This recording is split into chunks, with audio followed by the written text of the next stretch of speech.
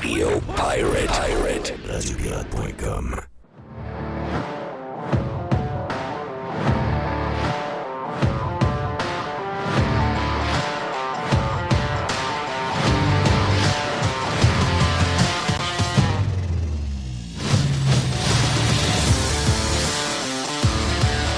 Mon ami Jerry, Yes. Bon début de semaine sur Radio Pirate Live.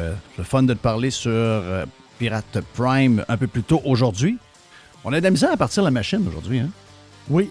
Je sais pas, il était. Mais t'as-tu remarqué que c'est de J'avais de plus l'eau en dans le plus gaz dur? un peu, me semble. Ouais. Mais c'est plus dur de partir la semaine maintenant. On dirait que on a trouvé un moyen de... Puis c'est sûr que le football puis le sport nous aident à décrocher, mais Ben oui.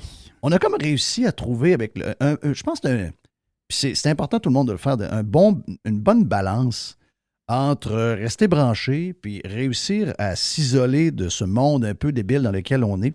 Donc, mais quand on revient, c'est toujours un peu plus... c'est toujours un peu plus dur de se remettre dans nos affaires, dans nos histoires. La face, c'est que j'avais rien de drôle. Tu sais, moi, je marche. Moi, j'aime ça rire. Moi, je suis très bon public là, en partant. J'aime ça rigoler. Puis à matin, je sais pas, il y avait comme rien de drôle. Tu sais, moi, j'aime les affaires drôles. Mais j'en ai pas eu une affaire drôle là. Là, j'ai repris du pep. Là, j'ai repris du pep. OK. Là, je suis craqué. Là. Mais moi, ça me prend... Pour me faire avancer, il faut que tu me fasses rire un peu. Là. Oh, oui, mais rire, ça peut être quelqu'un qui pense pas te faire rire, mais ça nous fait rire. Oui, exactement. Faut que je te raconte ça. Je vais prendre 30 secondes. C'est comique, il faut le dire. C'est la ville de Gatineau. Gatineau, je suis certain qu'ils sont bourrés de problèmes. Comme toutes les villes en passant, j'ai pris des marches en fin de semaine, plusieurs marches. Là. Ma blonde, elle a une nouvelle montre. Donc, sa nouvelle montre, là, Samsung. Donc là, depuis qu'elle a sa montre, elle veut marcher parce qu'elle veut voir ses pas. Donc, c'est un cadeau de Noël. Donc, mais la face, c'est qu'en marchant un peu, je me suis aperçu qu'il y a beaucoup de rues défoncées dans la ville de Québec. Là. Ah oui? Alors, c'est épouvantable. Les rues sont maganées en tabarouette. Très, Mais très le maganées. gars, il est parti, lui, il s'en va en Suède, il check ça, là. Oui, check. Là-bas, il va checker les tramways, il ne va pas checker les rues. Nous autres, on a des rues défoncées. Là. Mais c'est pas grave. Mais mon histoire de Gatineau, il faut que je te raconte ça. C'est pas grave. Le prochain conseil municipal, c'est le 14 février. Dans les villes, ils travaillent un peu bizarre. Ça ne travaille pas fort. Le prochain conseil municipal, ça va être le 14 février. Et durant le prochain conseil municipal, puis c'est pas des farces, là. Okay? Et moi, j'aime ces histoires-là. Ils vont se pencher sur l'utilisation des parfums. OK.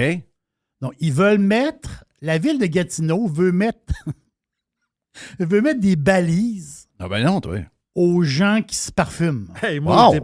je déménage à Gatineau, j'adore ça. OK, t'es-tu avec...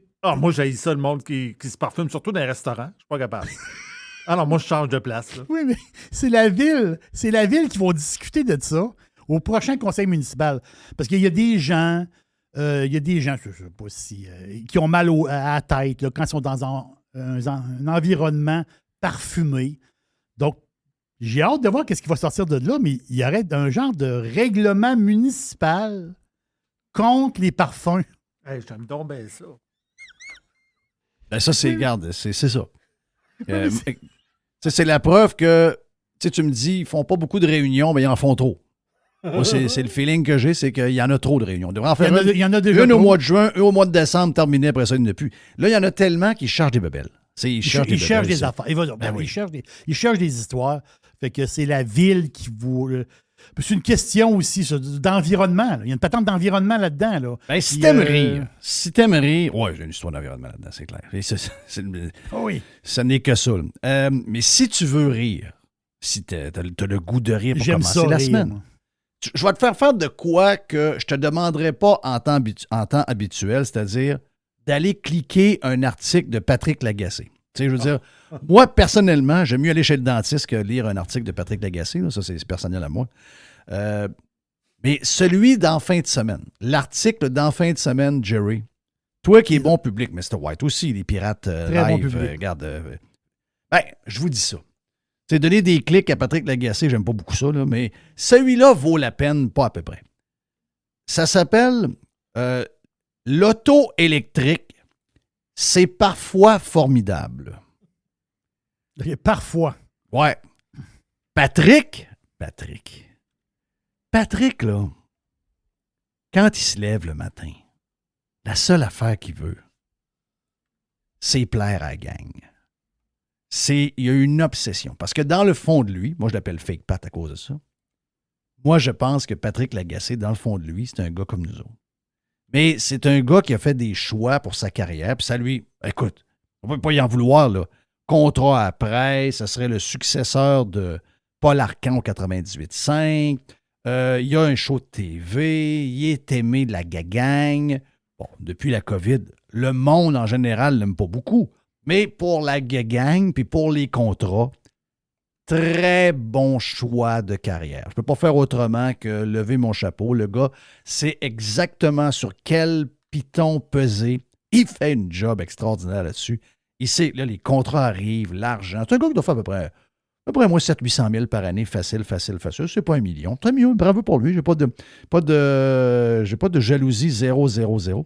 Donc, un gars qui se sent obligé d'être dans la gang puis de tout faire ce qu'il faut pour faire plaisir à la gang, ça y prend quoi? Ça y prend un char électrique. Ben oui, c'est acheter un char électrique.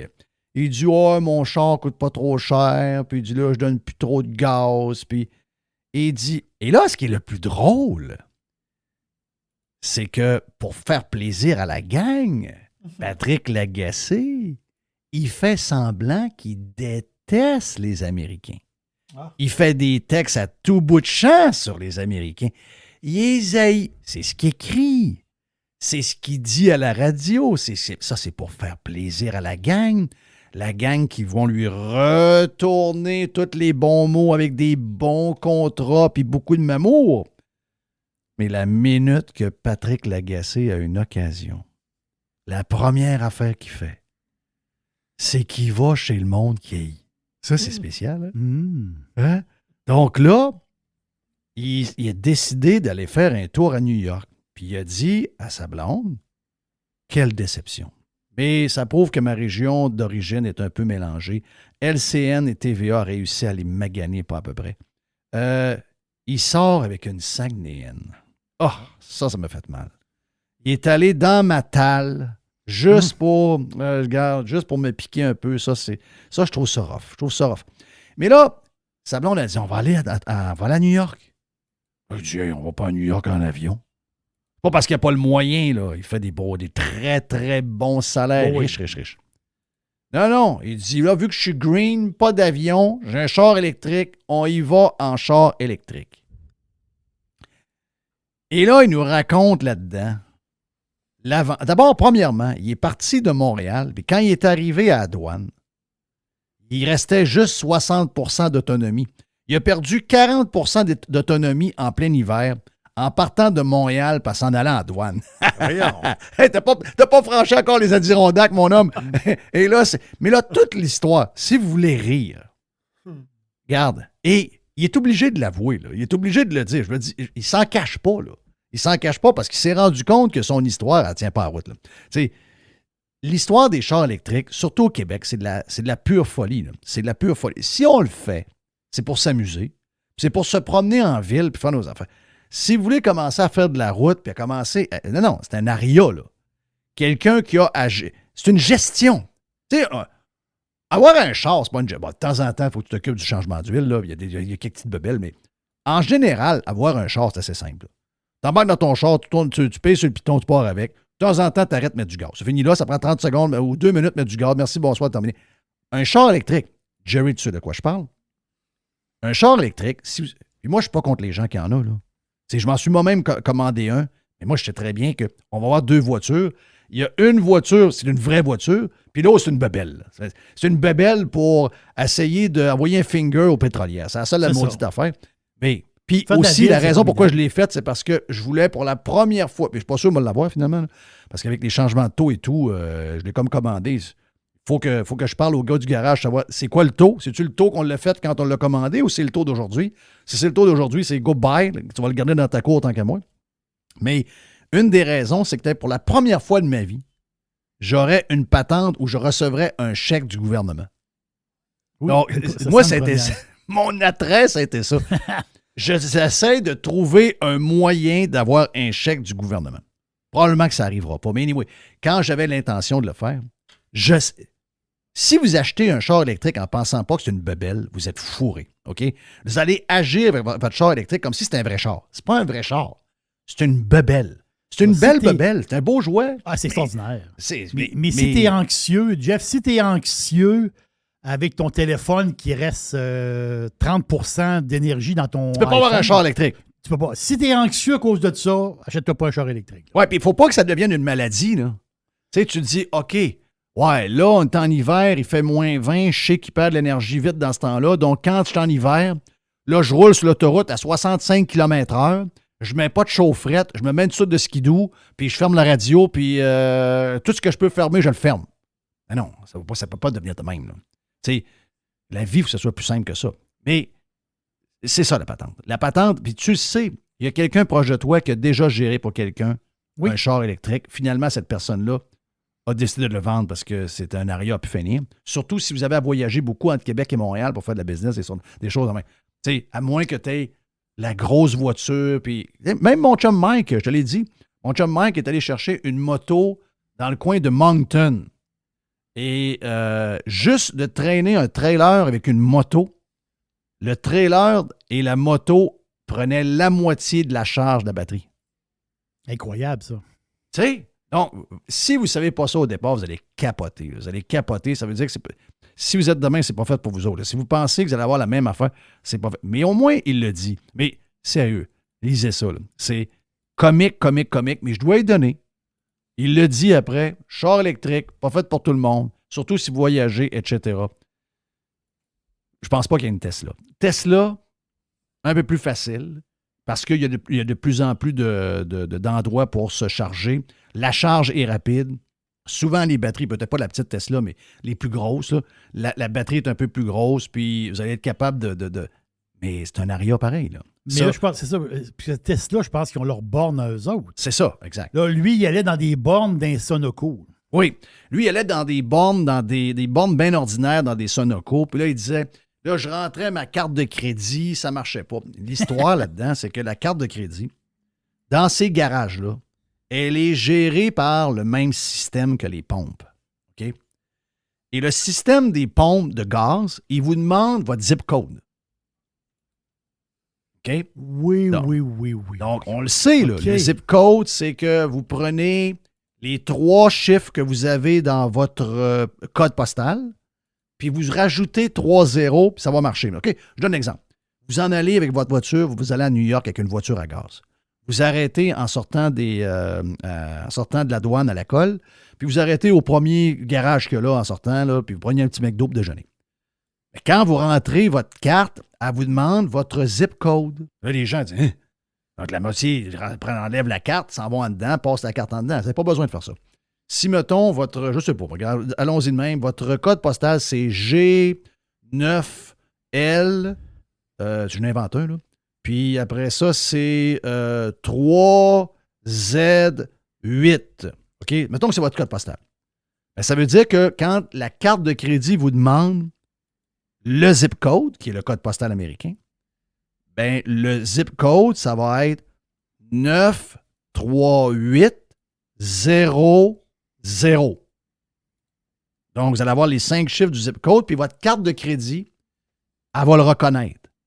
Mais lui, ce qu'il n'a pas compris dans son affaire, dans son texte, ce qu'il n'a pas compris, c'est que la gestion de la borne, elle se fait probablement par le même système, même si c'est une compagnie qui offre. Donc, elle demande le zip code, sauf qu'elle le fait comme de manière instantanée. Elle ne demande pas sur un genre de petit écran puis que vous pouvez le remplir. Je comprends. Et là, ben, vu qu'il n'y en avait pas, ben, ça ne marchait pas. Si, mettons, il y avait eu une carte US, ça aurait fonctionné. C'est pour ça, d'ailleurs, à un moment donné, il dit, il y en a un qui est arrivé. Il dit, il y en a un que ça ne marchait pas. Ben, ça, c'était un autre Québécois. Donc, ça ne marchait pas. Il y en a un qui est arrivé, lui, avec son pick-up. C'est quoi, là, les gros pick-up chers, là, 200 000, là, la marque qu'on connaît plus ou moins. Un Rivian? Oui, c'est ça. Donc, lui est arrivé, puis il a mis sa carte, puis ça a marché. Oui, mais parce que lui, il y avait un zip code dedans. Puis toi, ben, tu n'as pas de zip code. Puis vu qu'il ne te le demande pas de rentrer un genre de fake zip code, ben, la carte de crédit était annulée. C'est ça, c'est lui le bug. Mais c'est toutes des affaires qu'il faut que tu saches parce que C'est quand même de la sécurité. Tu es sur la route, là. Il peut faire fret, il peut arriver une affaire, tu n'as pas d'énergie. Ça, voyager de même, c'est voyager en cabochon, ça peut être dangereux. Vous pouvez mettre votre vie en danger en hiver, en été. En été, tu as les fenêtres ouvertes, il y a un petit vent sympathique, fait 23 degrés, c'est pas grave. Non, c'est ça. En hiver, il arrive quelque chose, il arrive une tempête, il arrive un coup de froid, il arrive n'importe quoi. Vous êtes fourré, vous n'avez pas de carte de crédit, vous êtes isolé dans une place. Ça peut être dangereux. Donc, le texte est très drôle. Il n'a pas expliqué pourquoi. Facile à comprendre pourquoi. C'est une histoire de zip code dans la carte de crédit. Donc, moi, ce que je vous dirais, c'est... parce qu'effectivement, dans les stations-service, ils demandent, puis vous pouvez contourner le zip code. Sauf que régulièrement, il y a beaucoup de places où on vous demande des cartes de crédit. Puis ça prend une carte de crédit, un peu de la place, entre guillemets. Ce qui n'est pas pire, en tout cas, ce que moi je ferais, mettons j'ai un char électrique ou n'importe quoi, puis je veux être en sécurité, une des premières choses que je fais, c'est que je me commande une carte Mastercard au Visa prépayée. OK? Donc, prépayée, tu avais toutes les patentes dedans, tu peux te prendre une adresse chez un ami qui a une maison quelque part en Floride, et tu l'arranges avec lui, puis tu te mets 1000$ dedans, puis tu dis, regarde, quand je m'en vais, j'ai 1000$, puis je suis sécure avec ça. Avoir des cartes US, très difficile, ça prend un numéro d'assurance sociale, après ça vous prend un peu de crédit, ça vous prend un paquet d'affaires, là. Ça c'est plus compliqué, mais la carte prépayée, il y a des trucs à faire avec ça qui peuvent vous donner des breaks, surtout si vous voyagez avec une voiture électrique. Tesla, c'est pas compliqué. Tesla, vous êtes identifié avec votre numéro. Tesla sur sa coche. Elon Musk, il est peut-être fou pour la gauche, mais excusez-moi, comme compagnie, ça marche douette. Les autres, faut pas jouer avec ça. En tout cas, c'est un texte très drôle. Si ça tente de lire ça, là, c'est très comique. Je ne vais pas donner des clics à mon ami Fake Pat, mais sincèrement, c'est... On a besoin de rigoler de temps en temps. Là. Oh, oui, il faut rigoler un peu. À part ça, quoi de neuf, mon ami Jerry? Qu'est-ce que tu as de ton bord? Hey, tu m'as-tu dit qu'il y avait encore beaucoup de coupures dans le techno aujourd'hui? Oui, il y a de la coupure. Oh oui, il y a de la coupure, certain. C'est Spotify qui coupe, ils disent 6% du staff. Donc, ils ont à peu près 6600 employés. Donc, ça doit faire un genre de 400, si je fais un calcul vite de même. Il y a Wayfair aussi. Wayfair qui avait déjà clairé du monde il y a 6 mois. Puis là, Wayfair claire encore du monde. Donc, ça frappe, là. Ça frappe pas mal. Est-ce que tu penses que le marché de l'emploi va venir... Je comprends que dans les jobs, des fois qu'on a besoin le plus, là, les jobs de service, ces choses-là, c'est plus difficile. Mais est-ce que tu penses qu'à un moment donné, on va commencer à voir ça? Est-ce que c'est bon ou ça va finir par nous nuire? C'est ça, je veux dire, au niveau économique. Parce que des jobs qui se libèrent, ça veut dire qu'il y a des employeurs qui peuvent récupérer des travailleurs qui ont besoin. Donc, ceux qui ont du surplus, qui ont du gras de bras qu'on appelle, donc il y a de la peau qui ballotte par en bas d'un bras, ils ont trop de gras, trop gras. Donc, eux autres, ils nettoient le surplus qu'ils ont parce qu'ils n'en ont pas besoin. Les gouvernements ne font jamais une affaire de même. Ils devraient le faire. Est-ce que tu penses qu'en bout de ligne, à un moment donné, on va retrouver un certain équilibre puis que finalement, on va l'entendre moins, l'histoire? Parce que dans l'inflation, beaucoup se servent soit du manque de main-d'œuvre ou encore le vivre pour vrai. Est-ce qu'à un moment donné, on va avoir un genre d'équilibre là-dedans, tu penses, ou le fait que c'est des jobs très spécialisés, hautement payés, ces gens-là, ils ne s'en iront pas travailler chez McDo dans un restaurant en partant de chez Apple? Bien, ça, c'est sûr. Ça, c'est garanti. Sauf que, qu'est-ce qu'on l'entend parler?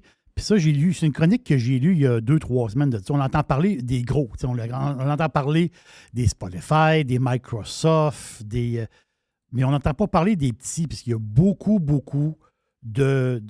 puis petit, on parle de gens qui ont 800-900 employés et qui coupent à 450-500. Ah oui, ça coûte, je te dis, c'est capoté. J'avais sorti une liste, j'avais une page 8,5-11 là, de noms de compagnies. C'est des gens de compagnies qu'on ne connaît pas. Tu dis non, on ne connaît pas trop, mais c'est des compagnies qui sont en technologie, ça veut dire ils ont dans toutes sortes de domaines.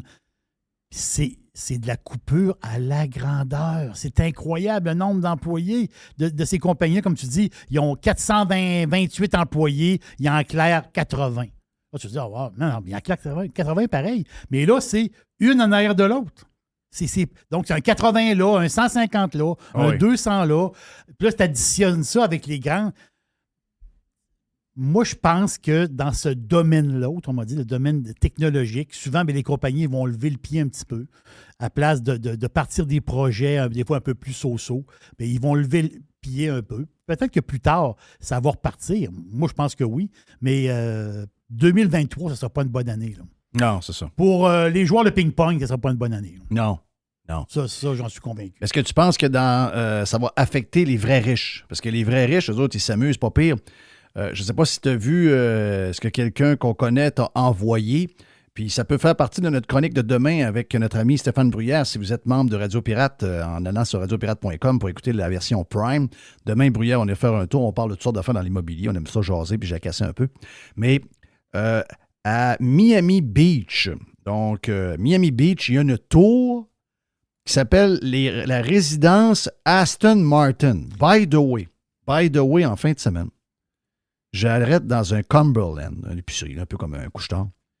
Et à côté de moi, il y a un superbe char. Je suis à ma blonde, je dis, qu'est-ce que c'est ça, cette bébite-là? C'était une Aston Martin. Moi, je ne suis pas un gars de char. Là. Je suis 0. Je suis bien ordinaire. Mais ça, tabarnache. Hey, un char incroyable. Et je sais qu'à Miami Beach, il y a des tours Porsche, il y a des tours... Et là, ça, c'est la tour Aston Martin. Ça veut dire quoi? Ça veut dire que vous achetez un penthouse et quand vous arrivez avec votre voiture, vous rentrez dans votre ascenseur et votre voiture est dans votre condo. Est-ce que tu me pognes, Jerry? La voiture est dans l'appartement? Mettons que ton penthouse est au 59e étage. Oui. Quand tu arrives, tu rentres avec ta voiture, tu prends l'ascenseur dans ta voiture, puis l'ascenseur te monte à ton appartement avec ta voiture. Ça, c'est hot, là. Quand tu as des sacs d'épicerie, c'est le fun. Oui. Pas sûr qu'ils font leur épicerie, mais... Non, je blague, c'est vrai. Mais c'est quand même pété, là. Et il semblerait que... mon beau-frère est allé voir un affaire juste pour rire. Et il y en avait un à 50 millions. Mais là, j'en ai trouvé un à 59 millions. Ah, 59... Moi, je suis d'accord avec toi. C'est pas lui qui remplit son frigidaire à bière. Là. Non. Okay. Dans le garage, donc le nombre de places où tu peux mettre ta voiture, il y a 4 espaces. Parce que dans la tour, dans la tour Porsche, si vous aviez 4 Porsche, ben, vous êtes capable de les mettre les 4 dans votre condo à la hauteur où vous êtes. Donc, il n'est pas au garage en bas. Là. Et les chars sont carrément à la hauteur de votre condo. Pensez à ça, c'est malade. Mais écoutez bien ça. 59 millions de dollars pour 19 686 pieds carrés. 19 680... Il y a 14 chambres de bain. Il y a 7 chambres à coucher. C'est sur Biscayne Boulevard. C'est le penthouse 6301. Ça a été ça vient d'être bâti ou c'est en train de se bâtir. Juste vous dire que si je regarde les prix, tu sais, il y a des... On n'est pas habitué à ça au Québec. Là. Les propriétaires de condos le sont un peu plus, mais en général, on n'est pas habitué à ça parce qu'on ne vit pas dans des communautés gaietés, des choses comme ça, mais ailleurs dans le monde, ça existe un peu partout. Mais nous autres, à part les condos, puis là, on commence à avoir des frais un petit peu plus hauts par mois, mais un peu. Là, si vous achetez ce penthouse-là de 59 millions, les frais mensuels de la Homeowner Association, donc ça, c'est les frais pour entretenir la bâtisse alentour, la sécurité, ensuite, peut-être que l'Internet est fourni, le câble, tout là, un paquet d'affaires. Là. Il y a quelqu'un qui va tondre le gazon. Oui. C'est 20 931 $ par mois. Par mois? Oui. Puis il semblerait que c'est quasiment le même montant pour les taxes municipales. OK, je n'avais pas pensé aux taxes. Donc, mettons que tu le payes cash. Tu as de l'argent, tu es milliardaire, tu dis, je paye je le paye cash. 59 millions, tiens, boum. Il y a quand même 41 000 $ qui passent par mois en frais. Là. Taxes et... 500 000 par année. Là. Oui. Et... Sais-tu quoi? Je pense qu'on est bien pauvres. Moi, ça me stresserait de savoir que chaque fin de mois, il y a un genre de paiement automatique dans le compte de banque qui arrive. Là, il va dire, ouais, mais c'est parce que le gars est milliardaire sans sac. Mais non, quand même. T'sais, mais le char vient avec. Oui, le char vient avec. Donc, voilà pour le début de Radio Pirate live de ce lundi. Bon début de semaine à tout le monde. On est avec Yann Sénéchal après. Nicolas va être avec nous autres également. On parle régulièrement maintenant avec Nicolas. On parle tantôt. Et Vince, on va faire le bilan du week-end de la NFL. Ce week-end, 4 matchs, je dirais quand même peut-être pas les 4, là, mais un week-end assez ordinaire. On va se le dire, quand même assez ordinaire. On s'attendait à plus. Ça peut arriver. Un petit peu déçu. Entre autres, les Giants ont fait bouffer par les Eagles. On en parle tantôt avec Vince, ici même sur Radio Pirate Live.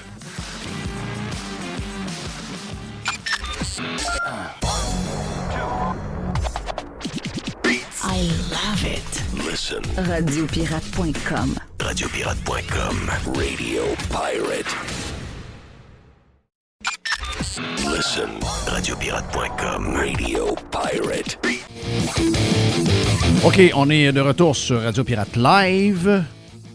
Beaucoup de monde aujourd'hui, mais allons-y, tiens, avec notre premier collaborateur avec qui on était ce matin sur Radio Pirate Prime. Ça vous tente d'entendre jaser, entre autres, de comment on fait pour mettre, entre autres, le système de santé sur je dirais les rails, sur la route.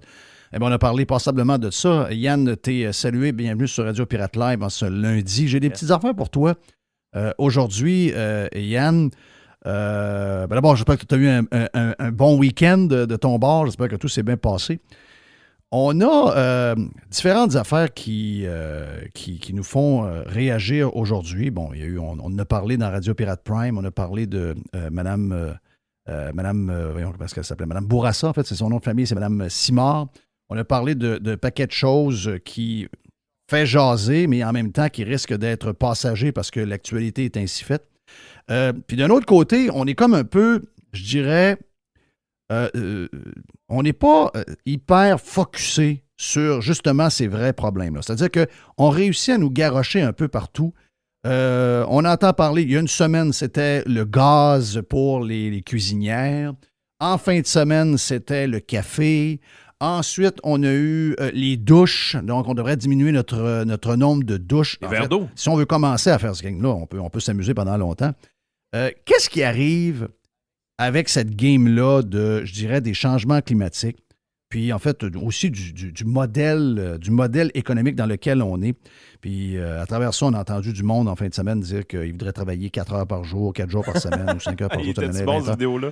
Oui. Ah, c'est très écœurant. C'est écœurant. Mais on est comme pas focus sur les choses essentielles. C'est pour ça qu'on est souvent déçu quand on a besoin de services aussi basiques que d'aller à l'hôpital, d'être bien soigné. On est tout perdu. Mais quelle est cette game-là qu'on est en train de vivre? Là? C'est-à-dire d'essayer de questionner à peu près tout ce qu'on fait dans notre vie quotidienne, puis de toujours essayer de dire au monde, ouais, ben ce que tu fais là, quand tu prends ton auto, quand tu prends ton café, quand tu fais cuire de quoi avec ta cuisinière, à chaque fois que tu fais un geste, on veut que tu sois responsable je dirais, de l'implosion de la Terre, puis de la fin de notre sûreté qu'on a sur Terre, de respirer de l'air pur, etc. Donc, vraiment, on joue une game de bonhomme 7 heures.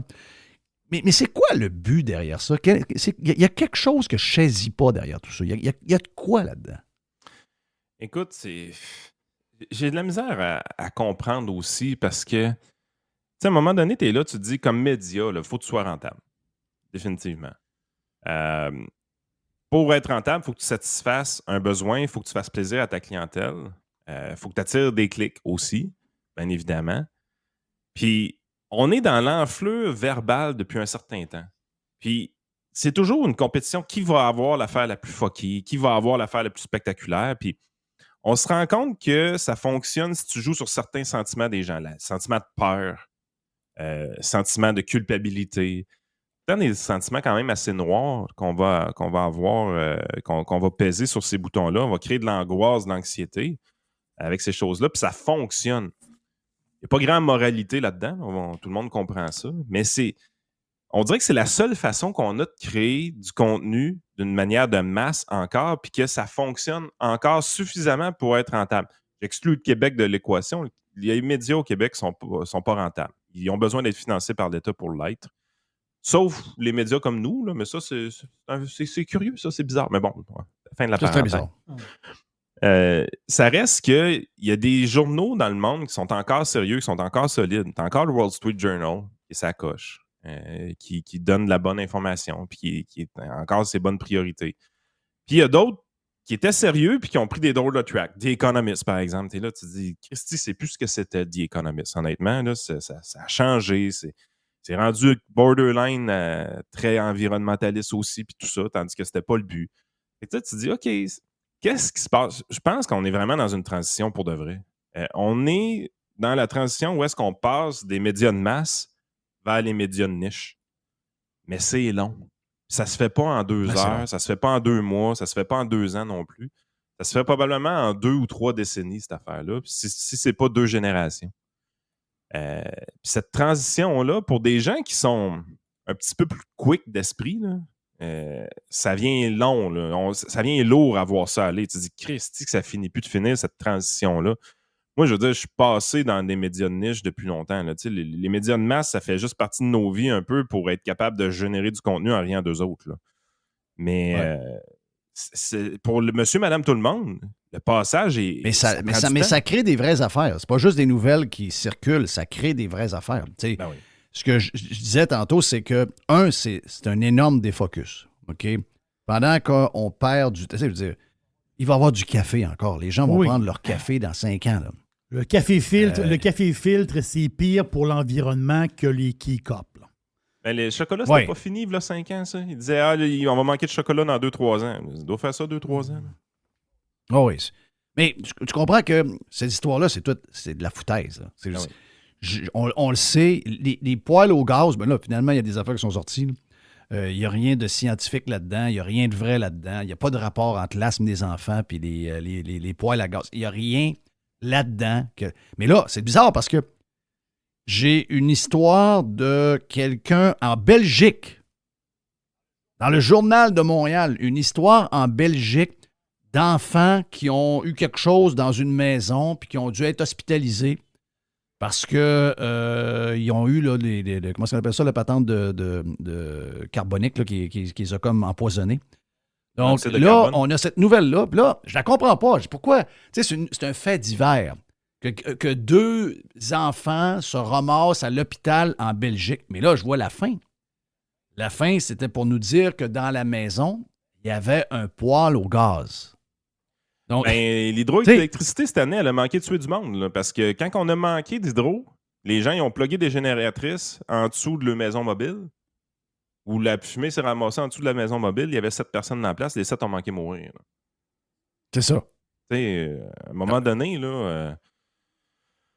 c'est lourd, sérieux. Non, c'est vraiment... Mais, et là, quand je regarde tout ça, je me dis, écoute, c'est pour amuser un peu. Mais malheureusement, il y a des gens qui gobent ça, là. Il y a des gens qui pensent que, d'abord, qu'on a un... Ils pensent qu'en enlevant des pailles de plastique et des ustensiles en plastique, on aura un impact sur les changements qui vont arriver au niveau climatique. Ils pensent un paquet d'affaires, tout ce qu'ils voient, tout ce qu'ils lisent dans la presse, tout ce qu'ils vont pogner à TV, tout ce qu'ils voient, ils y croient. Ça, c'est un problème. Et pendant ce temps-là, parce que moi, je me demande si c'est pas de la diversion, c'est ça un peu mon intro, c'est qu'on est-tu dans la diversion que finalement... On a beaucoup d'histoires à régler. On a des problèmes d'inflation, on a des problèmes économiques reliés.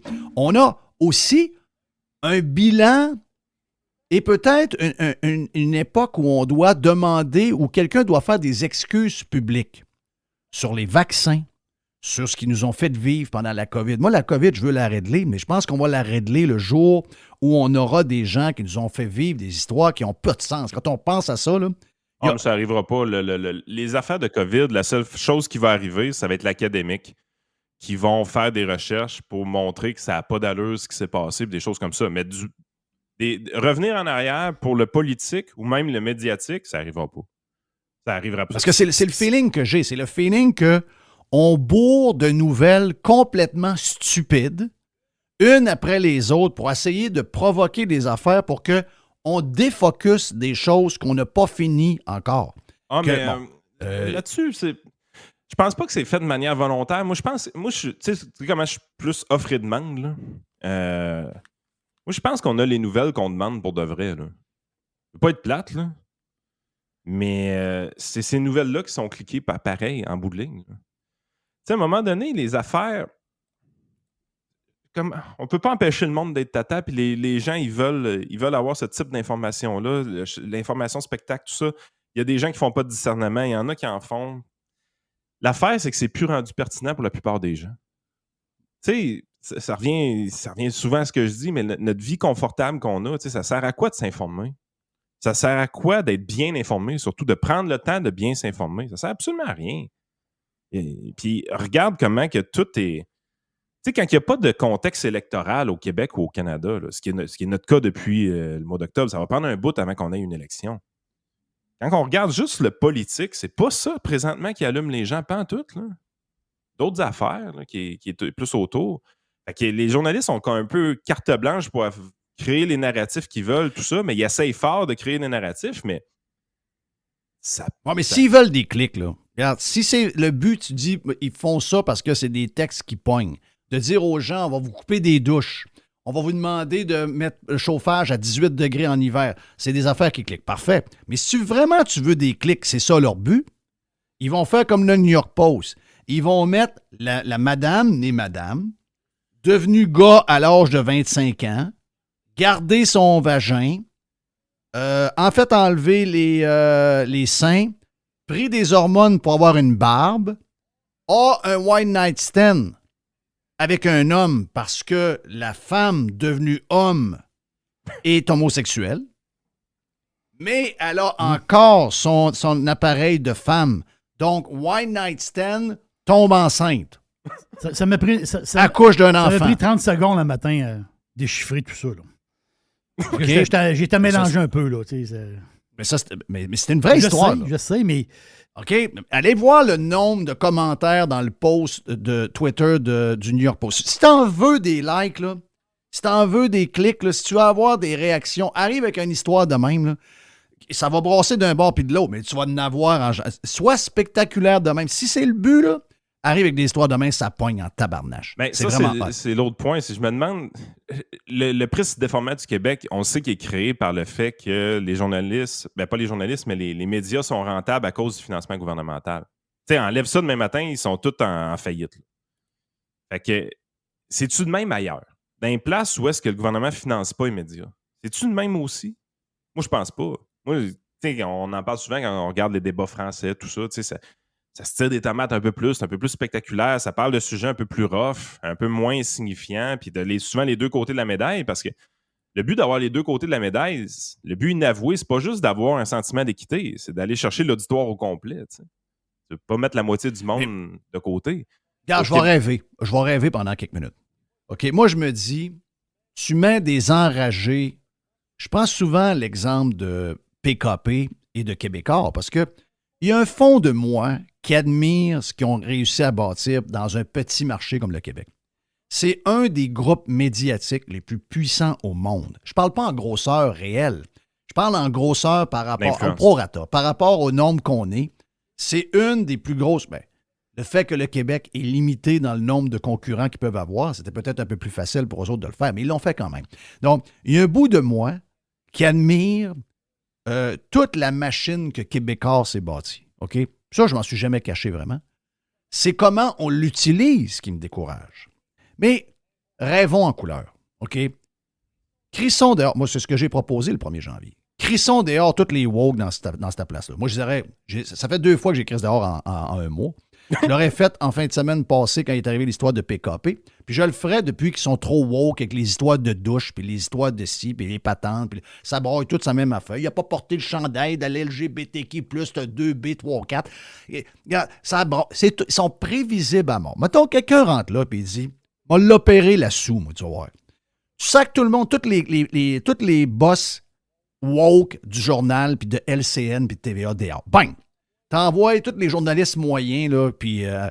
et tu mets une gang d'enragés. Il y a des enragés, ça existe. Des gens qui sont pas... je vais te prendre le gars qui s'occupe du compte André Arthur dans le ciel, puis il va le mettre au Journal de Montréal. Puis là, à partir d'aujourd'hui, là, si on va avoir des clics, on n'aura même pas besoin de subventions parce qu'il va en avoir en sacrement, on va avoir des enragés qui vont partir à la chasse des gens qui nous ont amenés ce qu'on est actuellement. Des gens qui nous ont fait des accroires basés sur à peu près rien, qui nous ont traités comme du simple bétail pendant quasiment 3 ans de temps, qui essayent de s'en tirer comme rien. Oh là, on parle plus de vaccins, on parle plus de ci, on parle plus de... On fait comme si rien n'arrivait. Non. On va leur demander... Ça commence. Ailleurs, il y a des gens qui commencent. La madame en Nouvelle-Zélande n'est pas partie pour rien. Là. La madame en Nouvelle-Zélande, c'est qu'elle n'était pas capable de prendre une tribune et s'excuser. OK? Elle a même mieux démissionné. Là, ailleurs, il y a des gens, là, des gens haut placés dans le domaine des médias, il y en a dans le domaine gouvernemental. Il y a des gens qui commencent à s'excuser de ce qui s'est passé puis qu'est-ce qu'ils ont défendu pendant 1 an, 2 ans de temps.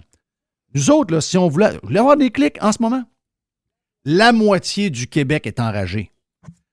Craquez ce monde-là, prenez du monde, mettez-les prenons le véhicule de Québécois, mettons de la pression sur le gouvernement, sur tout ce qui est arrivé. Savez-vous ce qu'on veut? On veut que François Legault s'en vienne à la TV. Il l'a fait souvent, avec Dubé, puis s'installe, puis qu'il prenne Arruda. On ressort Arruda. L'autre, on ne sait pas c'est qui. Le gars boit de l'eau, on ne sait pas c'est qui. Ramène Arruda. Hey, finalement, on vous a induit en erreur 9 fois sur 10. On s'est trompé. On a on a voulu séparer le Québec en deux. On s'excuse envers les gens qui étaient des gens pas de vax, qui ne voulaient pas en avoir, puis qu'on a forcé, puis on les a humiliés sur la place publique. Cette game-là n'est pas finie. S'ils en veulent des clics, là, je vais le dire, il y a une cicatrice qui est ouverte.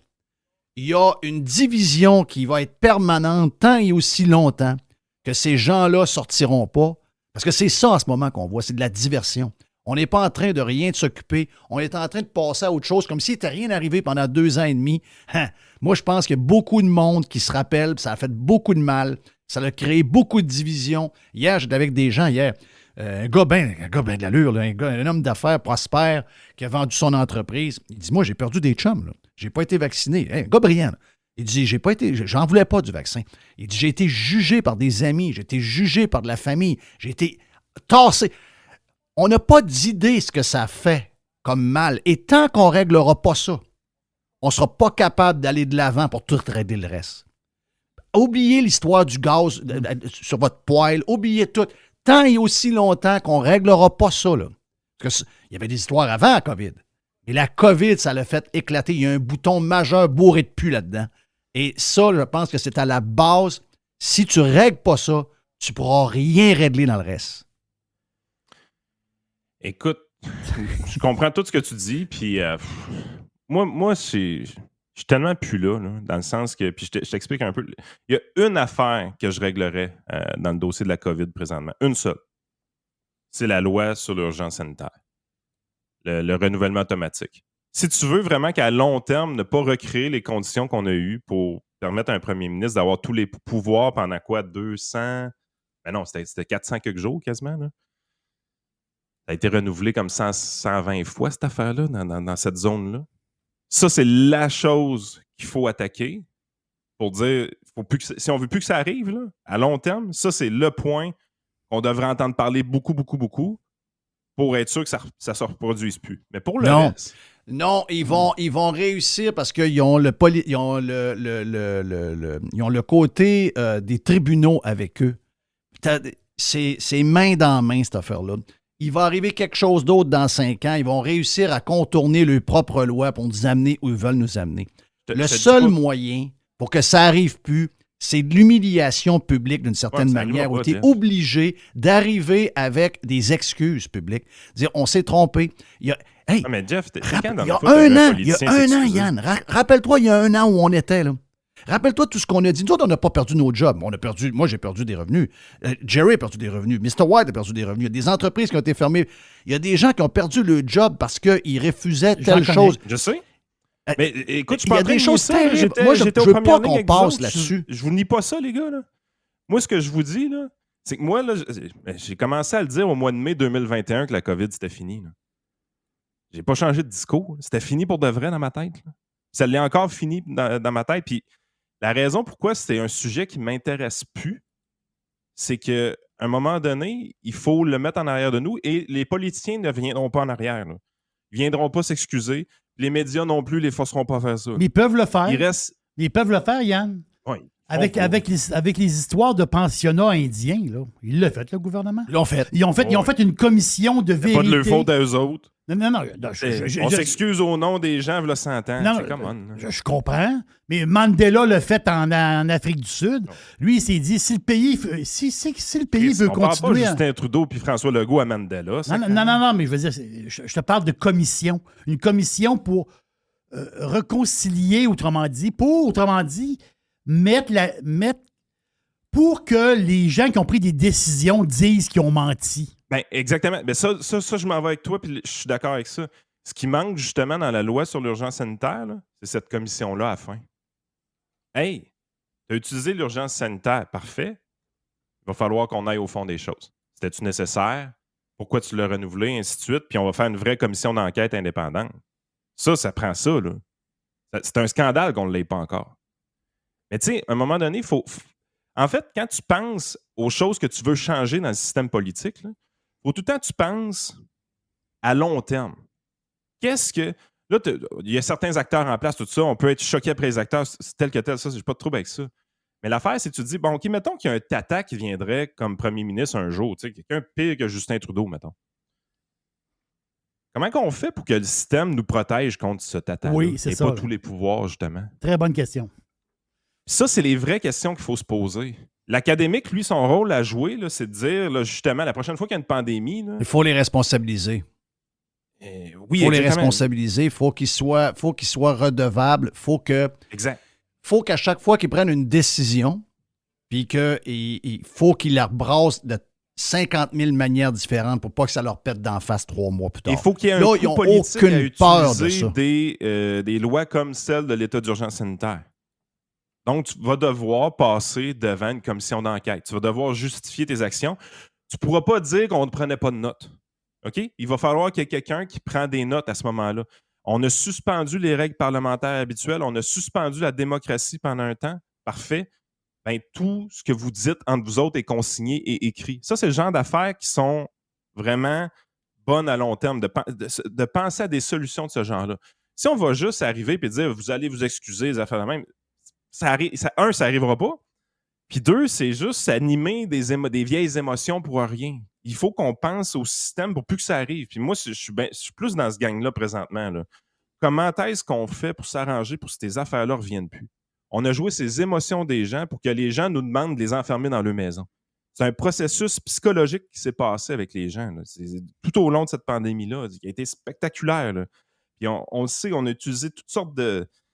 Écoute, on a même dit des affaires aussi graves que j'aime mieux me faire soigner dans un hôpital par une infirmière qui a COVID qu'une infirmière qui n'est pas vaccinée. Une affaire de même. Exactement. Tu sais, je veux dire, quand tu entends des affaires, il s'est dit des choses terribles. Moi, je suis à la même place que toi. Là. Pour moi, la COVID, ça fait longtemps que c'est fini. Sauf que la gestion de la COVID, on a un devoir de se rappeler de comment de gens ils ont humiliés sur la place publique. Comment ils nous ont ridiculisés. Moi, j'en ai payé le prix d'un renouvellement de contrat. Puis il y en a plein qui ont vu le business fermer, des restaurants pas ouvrir, des ci, des ça. On a eu tous des séquelles à différentes manières. Puis c'était comme ça. Sauf qu'on se rend compte avec le temps que ces gens-là, en plus de nous avoir imposé leur agenda, c'était truffé de mensonges. C'était truffé d'infos qui n'étaient pas capables de vérifier. Ah, on fonctionnait en bâtissant l'appareil en vol. Ben non, t'as peu. Peut-être les premières semaines, là, mais pas après 2 ans. Là. C'est drôle, il y a plein de gens qui vous questionnaient. On nous disait, ouais, mais là, vous devez mettre à part les gens qui ne sont pas vaccinés parce que ceux qui sont vaccinés, eux, sont protégés pour l'éternité. Eux autres, ils peuvent faire mourir du monde. Il n'y a rien qui n'a pas été dit. Je comprends le futur. Mais en ce moment, je trouve qu'ils s'en tirent comme s'il avait été 9 sur 10, que ça avait été une gestion impeccable. On avait la chance à l'élection d'écrire dehors, Jeff, puis on ne l'a pas pris. Ouais, mais on n'avait rien pour. Qu'est-ce que tu voulais voter, là? Sérieux. On aurait voté PQS, on aurait voté QS, on aurait voté libéral qui n'avait plus de parti, on aurait voté pour Éric Duhaime qui était là tout seul. Non, mais le point, c'est pas ça. C'est pas qu'on a mal agi, c'est qu'à un moment donné, on subit présentement, puis je pense que c'est ce qui est arrivé dans bien des démocraties occidentales, là. on subit les coûts d'un vieillissement de la population puis d'une frange de la population très âgée, mais aussi très nombreuse. Puis le Québec, c'est un des pires endroits dans le monde de ce côté-là. Là. Il y a juste le Japon qui a une population plus vieille que la nôtre.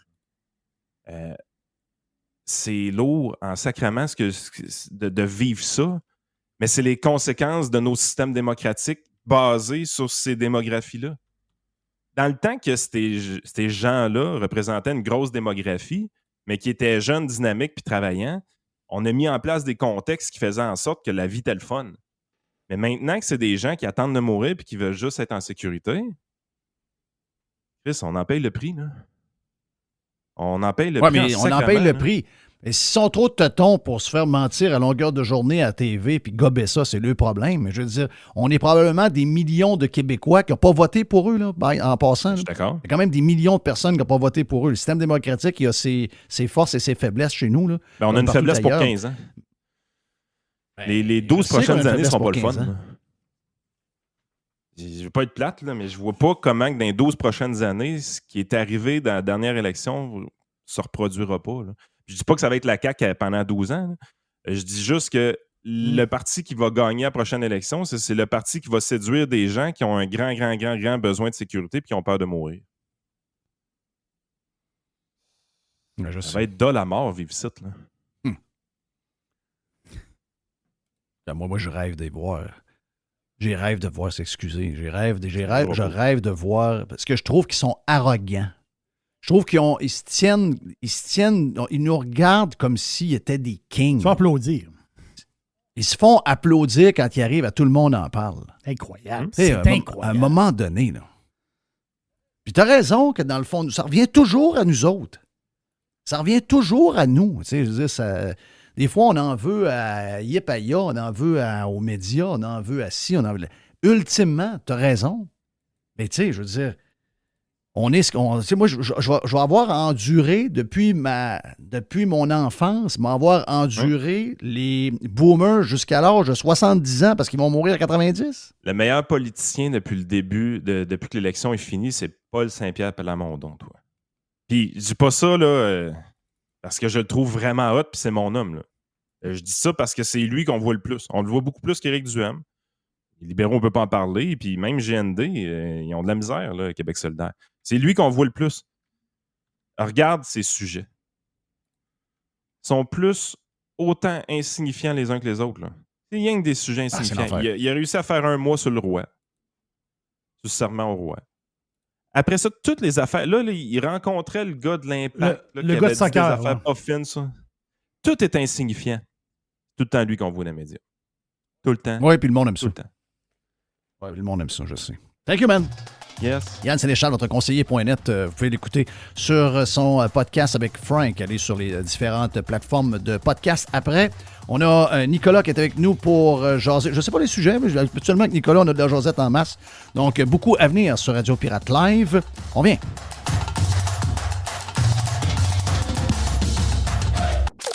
This is going to give you the energy to go on. Radio Pirate. Radio Pirate. Faites partie de l'invasion.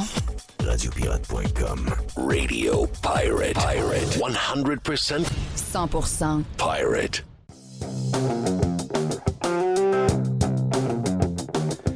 OK, on est de retour sur Radio Pirate Live. Thank you à Yann Sénéchal. Stand-by pour notre ami Vince. Nicolas Gagnon, directeur du Québec pour la Fédération canadienne des contribuables.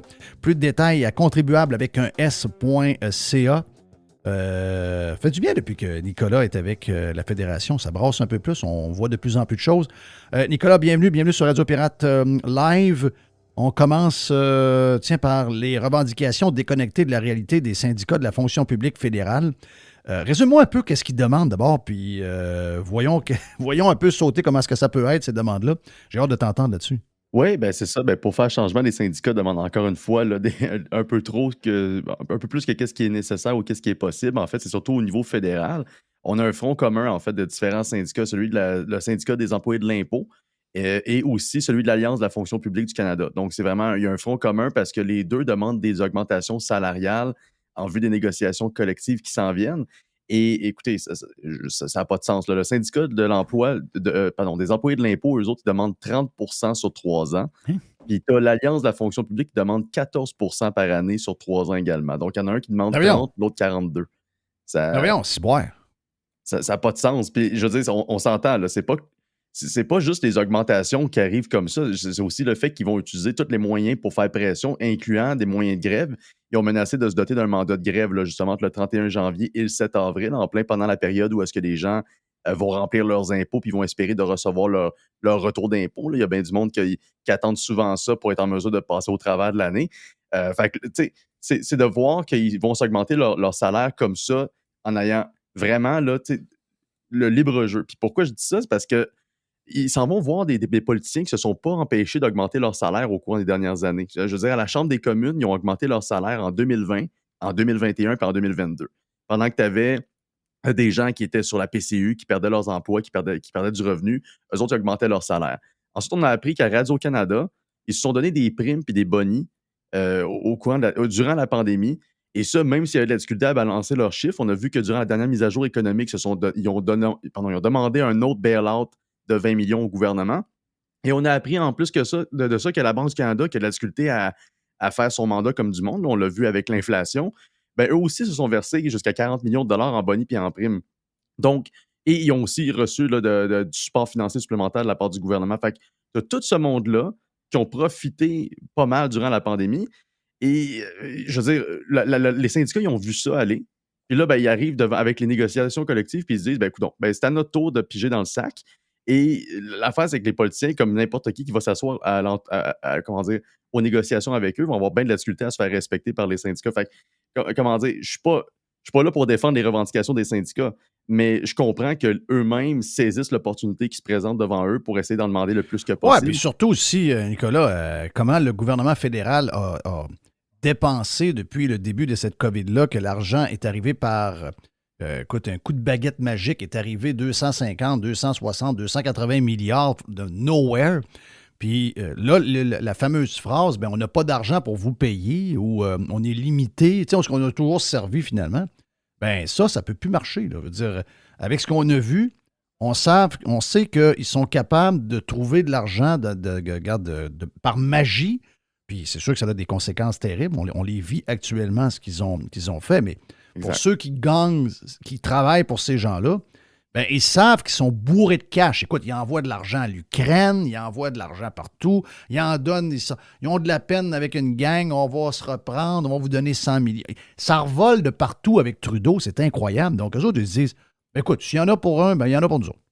Exactement. Puis en même temps, tu sais, c'est l'argument qui est souvent sorti, c'est on nous fait croire que les pauvres employés fédéraux ont pas reçu d'augmentation salariale, alors que c'est totalement faux. En fait, en 2020 puis en 2021, il y a à peu près 312 000 d'entre eux qui ont reçu des augmentations salariales. Et il faut rappeler une chose, durant la pandémie, ben, il y avait quand même des bonnes conditions de travail. Je veux dire, ils étaient en télétravail pour la grande majorité d'entre eux. Il y avait des primes COVID. Il y avait aussi des primes de congés je veux dire, un paquet d'avantages sociaux qui ne sont pas accessibles pour la grande majorité. Et oui, comme tu l'as dit, on a doublé la dette du Canada en dedans d'à peu près un an et demi. Donc, ces gens-là, je veux dire, les syndicats comprennent qu'il y a très peu d'arguments de la part du gouvernement pour leur dire non. Puis en plus de ça, on a un gouvernement qui est minoritaire. Il faut rappeler que Justin Trudeau, il a fait une alliance avec le NPD, qui est un grand allié des différents syndicats. Donc, est-ce qu'on doit s'attendre à voir le gouvernement mettre le genou à terre? Honnêtement, j'espère que non. Il va falloir espérer que les partis de l'opposition fassent de quoi, par exemple. Mais malheureusement, il y a juste les conservateurs puis le Bloc. Puis encore là, le Bloc, je ne compterais pas tout à fait sur eux pour tenir tête aux syndicats. Fait qu'on se retrouve dans cette situation-là qui est vraiment, je veux dire, contraignante, mais en même temps qui donne constamment raison aux syndicats. Puis je veux dire, en même temps, tu as comme les contribuables à côté. On va se faire augmenter les taxes d'assises fédérales sur l'alcool le 1er avril prochain. La taxe carbone, la deuxième taxe carbone fédérale va embarquer à partir du 1er juillet prochain. Donc, nous, on va payer davantage des charges, des taxes et tout ça. Et on va aussi devoir assumer des augmentations salariales qui n'ont pas de sens. Pour l'instant, je veux dire, c'est encore en négociation, mais il y a vraiment, tout indique que les syndicats vont avoir tous les arguments de leur côté là, pour se faire entendre. Puis, tu sais, en complément, il faut rappeler une chose, les employés du gouvernement, ils ont, 9% de plus que la plupart de leurs homologues là, dans les entreprises privées. C'est-à-dire que leurs conditions salariales sont supérieures à ce que vous avez trouvé pas mal n'importe où ailleurs. Fait que c'est quand même dommage de dire que les employés les plus gros durs de l'ensemble du système bureaucratique ou gouvernemental au Canada vont avoir le libre jeu pour demander des augmentations salariales qui n'ont pas de maudit bon sens, en fait. Mais Nicolas, Ça va mettre de la pression sur tout le reste. mais Nicolas, Vas-y. tu sais, au Canada, il doit y avoir des chiffres là-dessus. Au Canada, tout le monde a eu une augmentation de salaire. Tout le monde en a eu une. Là, ça fait pour l'inflation, patati. C'est quoi à peu près là, que le monde a eu en général? Monsieur, madame, tout le monde, là, c'est-à-dire, ont eu quoi? Un genre de 4 Qu'est-ce que le monde a eu en général? Ben, c'est une bonne question. Puis en général, les salaires ont à peine suivi l'inflation. On parle à peu près, là, en général, au Québec comme dans le reste du Canada, c'est des augmentations salariales qui ont été indexées à peu près, comment dire, 1 point de pourcentage en dessous de l'inflation tout au plus. Donc, c'est à peu près du 7,6 7 donc, je veux dire, c'est bien inférieur à ce que les employés fédéraux ou les syndicats demandent. Puis c'est bien inférieur à ce que les gens peuvent. On s'entend que même si leur salaire a suivi l'inflation d'une certaine manière, c'est clairement pas assez. Oui, l'inflation, on parle du 7 mais il y a des produits puis des prix qui ont augmenté beaucoup plus que ça. On peut juste penser aux hypothèques, ou on peut penser à l'épicerie, ça a augmenté bien plus que de 7 Donc, en général, les salaires ne suivent pas.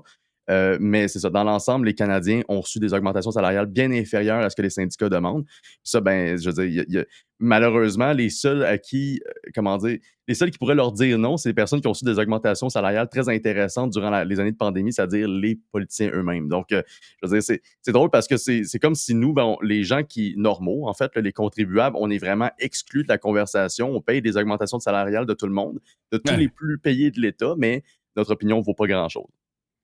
Non. Nous autres, en fait, on n'est jamais, on fait jamais partie de l'équation.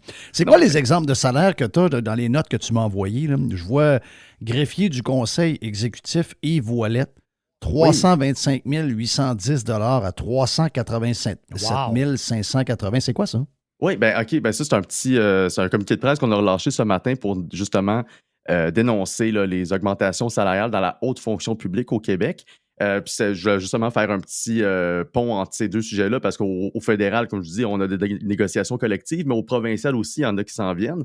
Puis, ben, comme de fait, si au fédéral, on a des politiciens qui donnent des augmentations salariales puis qui négocient avec des syndicats qui en demandent trop, ben, au Québec, c'est à peu près la même chose, sauf que là, on a un gouvernement qui a donné des augmentations salariales à des hauts fonctionnaires, puis on parle quand même de gros montants qui varient entre 11 et 20 depuis le dernier exercice fiscal, en fait. Puis on a été chercher certains exemples parce que ça a été publié dans ce qu'on appelle la Gazette officielle du Québec. Donc, c'est genre le journal du gouvernement où est-ce qu'il publie à peu près sur une base trimestrielle, en fait, là, tous les décrets qui ont été passés, dont les nouvelles embauches dans la haute fonction, puis aussi les nouvelles ententes salariales. Et bien, c'est ça, on a plusieurs personnes là-dedans, une douzaine, qui ont vu leur salaire exploser, en fait, depuis le 31 mars 2022. On a justement un exemple, un de ceux qui a reçu les plus grosses augmentations, M. Yves Ouellette, qui est le greffier du conseil exécutif. Son salaire est passé de 325 810 le 31 mars dernier. Au 14 mars 2022, il était rendu à 387 000. Donc, c'est une augmentation d'à peu près 62 000 tout au plus en dedans de quelques mois. On a d'autres exemples. La négociatrice en chef... 62 000 de plus? Pardon? Il y a 62 000 de plus? Oui, 62 000. Puis c'est un renouvellement de mandat, mais c'est vraiment la différence de montant entre les 2 années fiscales, je veux dire, entre la précédente et l'actuelle. Puis c'est des augmentations qui ont été vraiment, décidées de manière quasiment arbitraire, parce qu'il n'y a pas vraiment d'entente ou de convention qui encadre ces salaires-là. C'est vraiment établi de gré à gré.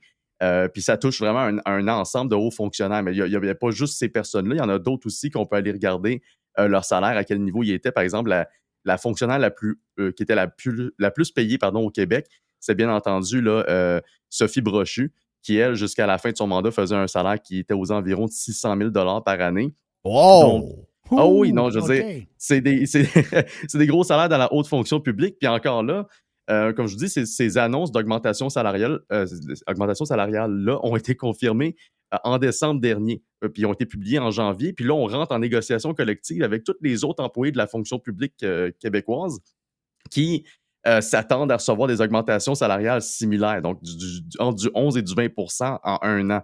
ce qui fait aucun sens. Bien sûr, on n'a pas encore toutes les revendications syndicales devant nous, mais quand ils ont vu ça aller, puis on a vu aussi certains commentaires qui ont été faits par les syndicats par la suite, quand la nouvelle a été publiée la première fois dans Le Soleil, les syndicats se disaient carrément, c'est la première chose qu'on va mentionner durant les négociations, c'est que vous avez été distribué des augmentations salariales aux hauts fonctionnaires, maintenant c'est à notre tour.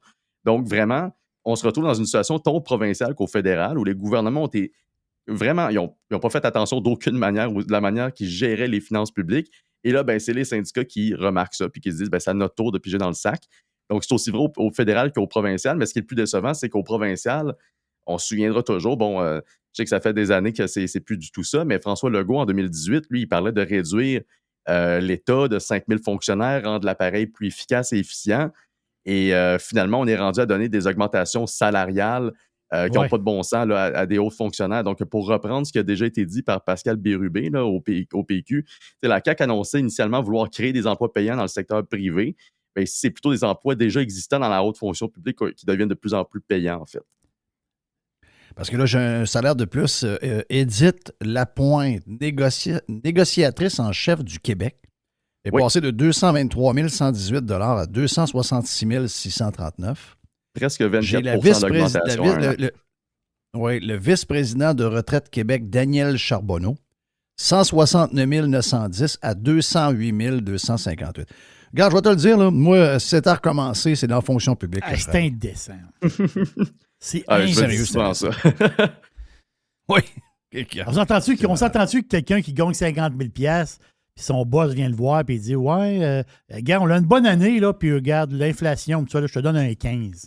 Ah, le gars, il saute. Le gars, il appelle sa femme. Le gars, il capote bien raide. Imagine-toi, la même personne, mais qui gagne 350 000, qui reçoit un 15. Mais excuse, là. C'est Love Boat, là. C'est une croisière à travers le monde entier. Christophe, je prends une année sabbatique, puis je décalisse. Honnêtement, j'y pense c'est indécent. On s'entend que non seulement c'est indécent, c'est parce que ces personnes-là, c'est les mêmes qui étaient là il y a quelques années, puis on s'entend que c'est des fonctionnaires. Ils ne sont pas évalués en fonction de la performance, là, on va se le dire franchement. Oui. Le greffier du conseil exécutif, le monsieur Yves Ouellet, je suis persuadé que c'est une personne respectable, mais lui, il signe des décrets, puis il écrit des petits paragraphes ici et là. Je veux dire, c'est une job très demandante, mais on s'entend 325 000, c'est son salaire il y a 1 an. Là. C'est pas comme s'il était mal payé. Puis là, on y rajoute 62 000 de plus dans ses poches sur une base annuelle parce qu'on se dit, il fait une bonne job. Et l'argument qu'on nous sort dans le gouvernement, puis ça, c'est vraiment le plus dérangeant, c'est qu'il n'y a pas de nous dire, on engage des gens, puis on veut leur donner des gros salaires pour rester compétitif avec le privé. Mais je veux pas que. Je m'en fous que le greffier du conseil exécutif ne soit pas compétitif avec le privé. Dans le pire des cas, s'il n'est pas content avec son salaire de 325 000, il peut aller dans le privé. Oui, il va dans le privé. Puis on va engager quelqu'un qui va le faire à moindre coût. Là, je veux dire, c'est quelqu'un qui a eu des études certainement, mais je suis persuadé qu'il n'est pas irremplaçable. Puis éventuellement, on va devoir le remplacer comme n'importe qui. Fait que jamais je croirais qu'il faut qu'on maintienne des salaires aussi élevés pour ces positions-là. Ça fait aucun sens. Puis François Legault a toujours donné des excuses aussi plates que celles-là. On va donner des gros salaires parce que dans le privé, c'est plus élevé. Ouais, mais c'est le pire exemple. Puis on manque de main-d'œuvre en plus dans le privé. Fait que c'est quasiment comme s'ils nous encourageaient à dire on n'a pas de besoin de ces gens-là, finalement, qui viennent dans le privé puis qui s'arrangent avec des plus gros salaires-là. Puis on va économiser de l'argent dans le public, that's it. Oui, bien après, comment tu fais pour dire à tes employés qui te demandent, mettons, 7, 8, 9 % par année avec l'inflation? Comment tu fais pour leur dire non alors qu'ils gagnent probablement 57, 58 000 à être des simples fonctionnaires, puis voir que la gang en haut, eux autres, se font un méchant party? Tu es en train de te nuire à la grandeur de la machine. C'est sûr qu'ils vont utiliser ça pour te passer au cash. En plus que c'est, comme tu dis, c'est public. Dernier point, juste Nicolas. Un petit calcul pour s'amuser. Si le gars, il y a 62 000 $ d'augmentation, M. Ouellet. Le salaire. Mais on joue le jeu, là. On fait le jeu, là. OK? C'est un salaire de beaucoup de fonctionnaires, 62 000. C'est ça. Même qu'il y en a beaucoup qui font en bas de ça. On s'amuse, là. Mais mettons qu'il paye 50 % d'impôts, puis il en reste 31 000 clairs. C'est quand même 600 $ par semaine de plus qu'il gagne. Là. Clair d'impôts. Pour le même travail qu'il faisait. Là. Pour le même travail, il gagne 600 $ par semaine de plus. Là. Exact, il n'est pas en compétition, puis on s'entend, il est sur le conseil exécutif. Je veux dire, il y a une place plus que privilégiée. Là. Il n'y a pas un danger au niveau de ses conditions de travail. C'est sûr que s'il perd sa job ou si jamais il se fait remplacer, c'est sûr qu'il y a un package de départ auquel il y a un parachute doré, la très grande majorité des gens n'auront jamais accès dans leur vie. Puis oui, effectivement, comment tu fais pour dire aux travailleurs de la fonction publique, aux infirmières, aux professeurs Ben, qui demandent voyons. des augmentations salariales, ne serait-ce qu'un peu plus intéressantes, puis tu leur montres ça. Tout puis est fucké. Comment tu fais pour... Tout est Je fucké. sais pas. J'ai aucune idée comment le gouvernement va faire, mais ça va être probablement en mentant en pleine face aux syndicats. Puis tu sais, je suis pas en train de défendre les syndicats, mais je comprends qu'en ce moment, ils ont vraiment le libre jeu pour demander le maximum, là. Ton dernier point, Nicolas, ça s'appelle la transition juste du gouvernement Trudeau. Mais qu'est-ce que c'est ça au juste? La transition juste. Oui, ben c'est ça, la transition juste ou la just transition en anglais, c'est plus populaire là, dans le Canada anglais pour l'instant, ça ne nous a pas encore rejoint. Mais essentiellement, c'est Jonathan Wilkinson, le ministre des Ressources naturelles fédéral, qui a déjà là, parlé de ce fameux projet un projet de loi qui va être déposé au courant de l'année. Puis c'est le but principal, vous l'aurez déjà compris, c'est décarboniser l'économie d'ici 2050. Donc vraiment entamer cette transition verte-là. Mais le gros problème, c'est qu'ils ont publié des documents récemment qui disaient en fait, les différents secteurs d'emploi qui allaient être touchés par cette juste transition-là. Et on parle de pas loin de 2,7 millions d'emplois qui sont ciblés dans l'ensemble du Canada. Puis ça touche autant des travailleurs dans le secteur énergétique que des travailleurs dans le secteur agricole au Québec. Donc, c'est très, très, très large. Mais ils n'ont pas mentionné, en fait, tous les éléments à savoir comment est-ce qu'ils vont être affectés, ces jobs-là. Et je veux dire, ce qui est le plus dérangeant, c'est que ça vient d'être déposé juste après un autre projet de loi qui va être éventuellement débattu, celui de Stephen Guilbeault, sur la fameuse transition qui va coûter 99 milliards pour électrifier une partie des infrastructures en transport. Donc, on nous rajoute un autre bill, mais celui-là, celui de la juste transition, il n'est pas encore, comme je dis, il n'est pas encore déposé, mais les implications que ça a pour l'économie sont très, très, très profondes et on n'a pas encore, je veux dire, c'est quasiment une révolution économique là, qu'on nous propose et on a très peu de chiffres, puis on a très peu de données, puis pour l'instant, le gouvernement, il refuse de divulguer en fait les chiffres précis sur quel job va être perdu, quel job va être remplacé, quels sont les programmes qui vont être offerts pour tel employé qui va perdre sa job, puis est-ce que les bénéfices économiques de son nouvel emploi vont être supérieurs à celui de son ancien emploi? On n'a aucune précision là-dessus, mais on sait qu'il y a 2,7 millions d'emplois qui sont ciblés. Donc, c'est énorme. Mais comme je vous dis, pour l'instant, on est à court d'informations parce que le gouvernement, en fait, c'est le plus gros enjeu là-dessus, c'est que manque de transparence. On est mené par des maniaques. Ah, absolument. On est mené par des maniaques. C'est des maniaques.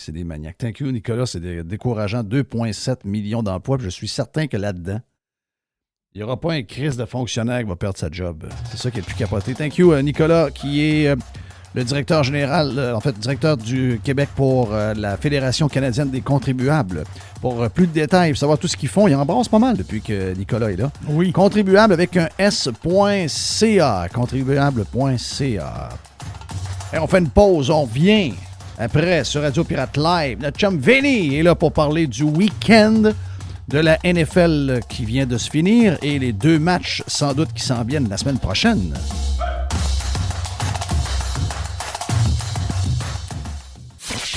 Jeff Fillion. 100% Pirate Radio. RadioPirate.com. OK, de retour sur Radio Pirate Live. Belle visite. On est content d'avoir notre chum Vinny avec nous autres. Vinny, comment tu vas, mon ami Vinny? Comment ça va, vous autres? Content d'être de retour? Oui. Life is good. La famille est bonne. Les enfants, Oui, tout est beau. une chance, oui. À ce compte-là, tout va bien. Good. Comment t'étais, enfin? Dis-moi comment t'as filé après la game hier soir. J'ai eu l'impression que on a toujours des attentes ce week-end-là. Tu sais, le week-end de 4 games, oui, le wild card, c'est le fun la semaine d'avant, mais on dirait que ce week-end-là, on a comme les gros clubs, on s'attend à quasiment à des matchs qui vont finir à dernière seconde, les 4 matchs. Puis là, finalement, quand il arrive un week-end un peu plus ordinaire, on est comme un petit peu déçus. Peut-être qu'on est gâtés un peu. Je ne sais pas comment tu te sens par rapport à ça. Ça a bien commencé avec les Jaguars, ça a bien commencé avec les Chiefs. Les New York nous a amenés. Regarde, moi, je suis allé me coucher à 9h30, je ne suis plus capable. Non, il n'y a pas d'affaire, là. Non, c'est ça. S'il y avait un trophée pour faire plus avec moins, on leur donnerait, mais il n'existe pas de trophée pour ça. Non.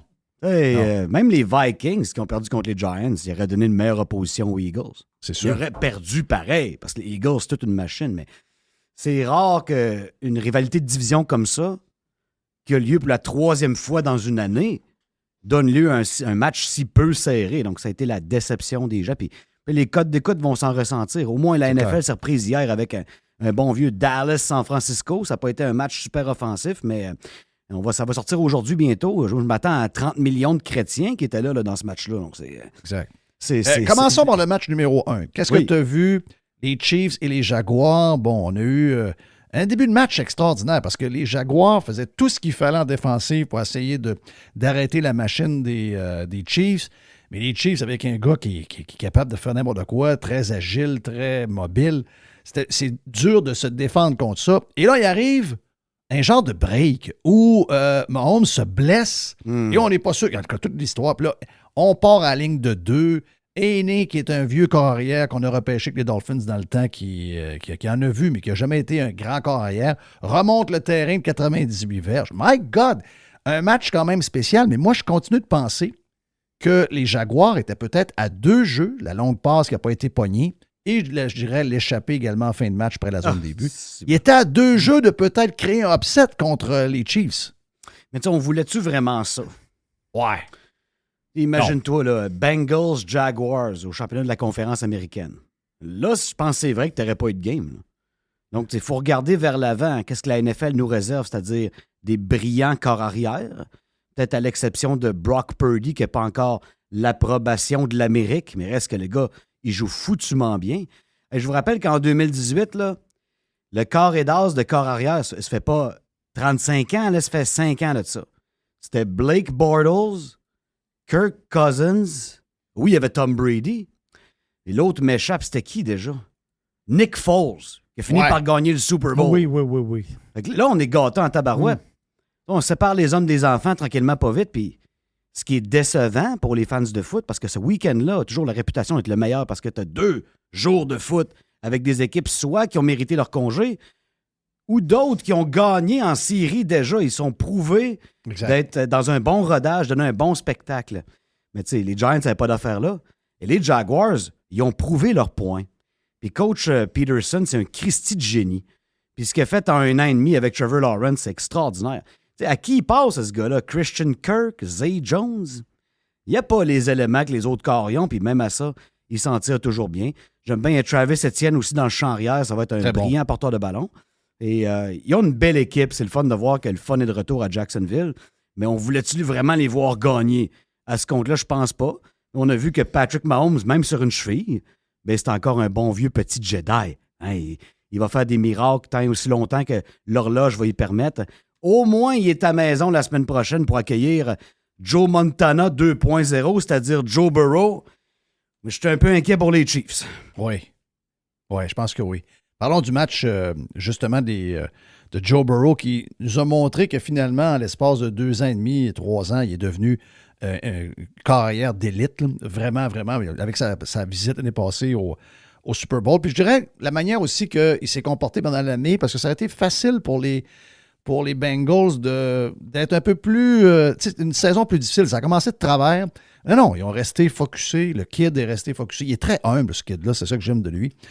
Et c'est pas vraiment une surprise de voir que les Bengals gagnent contre les Bills. Les Bills ont eu plusieurs matchs un peu douteux. Je dirais même que le match contre les Dolphins, qui était l'équipe C des Dolphins, pas mal, était un peu douteux. De voir hier que les Bengals, avec la fin de saison qu'ils ont eu, puis le club qu'ils ont, puis la discipline qu'ils ont, puis je dirais aussi, on le dit souvent au football, c'est bien plate de dire ça, mais club très balancé à tous les niveaux. C'est pas une grosse surprise que les Bengals aient battu les Bills. Est-ce que beaucoup de gens, je sais qu'il y a beaucoup de partisans des Bills, je sais qu'il y a beaucoup de partisans de Josh Allen, je sais que dans notre coin, vu que c'est une équipe au nord, on les aime pas pire, les Bills. Mais pour moi, c'est pas une grande surprise. Non, sur mon balado que j'ai la chance de faire à chaque semaine, puis sur tout le grand réseau Énergie, moi, c'était clair que les Bengals allaient gagner. Ce qui est encore plus clair, que c'était une aberration que les Bills soient favoris 4,5 points face à une équipe aussi complète, comme tu le dis. Tu sais, des fois, la ligne est mince entre le calme et la nonchalance. Ce gars-là est d'un calme papal, mais Christy qui est allumé. Là, en faire les petits pas de danse gauche-droite capable de faire pour éviter la pression puis acheter le temps pour compléter à son arsenal de receveurs. Joe Mixon, c'est une bête. Hey, il pleut. Mixon, c'est incroyable. Ah, mais il neigeait des queues de Jeff. Ben oui. Des queues de Jeff. Oui. T'es pas chez vous, là. T'es à Buffalo, New York. Tout le monde est chaud comme la Pologne. Ben voyons donc, c'est hostile. C'est hostile. Puis ils n'ont pas paru énervés, ne serait-ce qu'une traître seconde. Bravo aux gars de l'équipement qui s'occupent de trouver les bons bons souliers pour Oui. le running back, excuse-moi. Là. Ouais. Il n'y a rien, il avait de la grippe, il sentait absolument rien. C'était vraiment impressionnant. Ah, puis il court balancé, il court bas. Puis, Oui. il est capable de briser des plaqués. Je veux dire, moi, c'est un gars qui sortait du collégial. Je pensais que c'était un one-trick pony. Il est devenu un des porteurs de ballon les plus complets de la NFL. Puis s'il ne l'avait pas hier, oui, Perrine, il est bon. Puis ce qui fait qu'ils sont encore là, c'est qu'ils ont les deux. Mais ça te prend un cheval prime pour les séries de la NFL. Puis les Bills, leur cheval, c'est leur corps arrière. Donc, Ouais. il a fini par la puncher en dedans. Puis je veux dire, si Josh Allen court la balle, à tous les fois, il va faire 3 verges. Mais parfois, tu as besoin de plus que ça. Puis la lacune des Bills, c'est pas être capable de compléter les longues balles alors que les receveurs étaient ouverts. Mais encore une fois, dans une pluie de queue de Jeff, c'est difficile de compléter des longues passes. Non. Comment il s'appelle le wide receiver là, qui a pogné les nerfs, là, qui a des chiffres extraordinaires? Mais c'est Ben, dans il y a ces Stephon moments-là Diggs, là, en début de match, là, cette passe-là, je veux dire, il avait brûlé son couvreur. Ça aurait dû être complété. Puis il y a Gabe Davis également en fin de match sur un 3e et court. On a aimé la couverture homme à homme, que c'est définitif et clair avant que la balle lève. On est allé là. Il faut que la passe soit plus précise. Je suis pas en train de mettre la défaite sur le dos de Josh Allen, mais je pense qu'il y en a trop sur ses grosses épaules. Puis il y a une affaire aussi qui était prévisible. C'est que les Bills allaient s'ennuyer de Von Miller. Et c'est pour un match comme ça qu'ils sont allés le chercher. Puis ils n'ont pas été capables de mettre de la pression assez pour briser le calme de Joe Burrow. Ça a été une victoire plus facile que ça aurait été supposé pour les Bengals. Là, ils s'en vont le chest bombé, confiant à Arrowhead, une équipe qu'ils ont déjà battue cette année d'ailleurs. En plus. En fait, les Bengals ont le numéro des Chiefs parce que c'est le match que tu as eu l'an passé aussi. Là. Est-ce que tu penses qu'on aura... Ben écoute, la médecine fait des miracles. Ils ont vu que c'était pas une cassure, que c'était une foulure. On va y organiser quelque chose cette semaine. Il va y avoir des traitements. Il ne sera pas à 100%, c'est clair. Mais se fiant à la médecine d'aujourd'hui, j'ai l'impression qu'il va être quand même meilleur que lors du match quand il est revenu après qu'il s'est fait cette blessure-là. Mais il ne sera quand même pas à 100%. Donc, contre une équipe contre les Bengals, puis je suis d'accord avec toi quand tu disais, j'étais un peu inquiète pour les Chiefs. J'étais un peu inquiète de savoir que Mahomes n'est pas là à 100% avec les Chiefs. Écoute, mais quand tu regardes, quand on parle d'équipe équilibrée, puis que tu vois surtout, moi c'est le travail, tu sais, on n'apprécie pas assez, amateurs de football, le travail des alliés rapprochés qu'on appelle les tight ends. Et c'est dur de trouver des tight ends qui ont des bonnes mains, qui savent courir des bonnes routes, puis qui savent bloquer avant d'appoigner qui sont capables de protéger leur propre carrière pour lui laisser assez de temps, pour finalement le flipper à lui-même. Et c'est ce qu'on a de ce gars-là. Il est extraordinaire. Et moi, à cause de lui, puis peut-être de changer le plan de match un peu alentour de Mahomes avec sa blessure, je suis pas certain. Oui, les Chiefs sont plus au bat que, mettons, si Mahomes était à 100%, mais il ne faut pas les sous-estimer pareil, même avec Mahomes à 85%. Es-tu d'accord avec moi? Oui, ben c'est un grand gourou qui mène les Chiefs. Je veux dire, Andy Reid, c'est le premier coach de l'histoire de la NFL à faire gagner 10 matchs de série à 2 franchises différentes. Là. Incroyable. Je suis pas sûr que ça va réarriver un jour, ça. Non. Hey, c'est incroyable ce qu'Andy Reid fait. Oui. Incroyable. Mais à ce compte-là, les alliés rapprochés, je pense qu'on faut donner l'avantage aux Chiefs. Là. Et ils peuvent encore cibler Travis Kelce une vingtaine de fois et ne sont pas gênés de ça. Moi, c'est le reste qui m'inquiète un peu. C'est un porteur de ballon, Pacheco, c'est une recrue. Le reste que Darius Toney, Juju Smith, c'est des bonnes cibles. Mais vient au moment dans ce match-là où Pat Mahomes, sur une cheville, il va s'ennuyer de Tyreek Hill. Ouais. Ça, on voit ça venir. Donc, les Bengals sont très à l'aise de jouer avec 3 demi de coin puis mettre la pression à 3 gars. Puis la gloire d'Ohio State que personne glorifie, le Sam Hubbard, là, lui qui est parti avec la pinotte là, contre les Ravens, qu'est-ce qu'on aurait touché la victoire? Ah non, lui, là, il joue de mieux en mieux plus que la saison avance. Donc, tu peux mettre une pression à 3, descendre 8 gars en couverture. Puis ce que j'aime des Bengals, c'est qu'ils ratent vraiment pas beaucoup de plaqués non plus. Là. Donc, à la première fois qu'ils te touchent, souvent, tu t'en vas à terre. Puis si on fait ça à Buffalo, dans une foule hostile, ils sont capables de le faire à Kansas City. En vous rappelant qu'à Kansas City, quand ton attaque est sur le terrain, quand tu lèves la balle, tu as l'équivalent du bruit d'un Boeing 737 qui lève à côté de toi. Là, c'est bruyant en tabarouette. Mais qui de meilleur que Joe Burrow pour jouer dans pareilles circonstances? Donc, les Bengals ont ce qu'il faut pour battre les Chiefs et ça rend ce match-là hyper intéressant. Ça va être le 2e dimanche prochain des championnats de conférence. OK.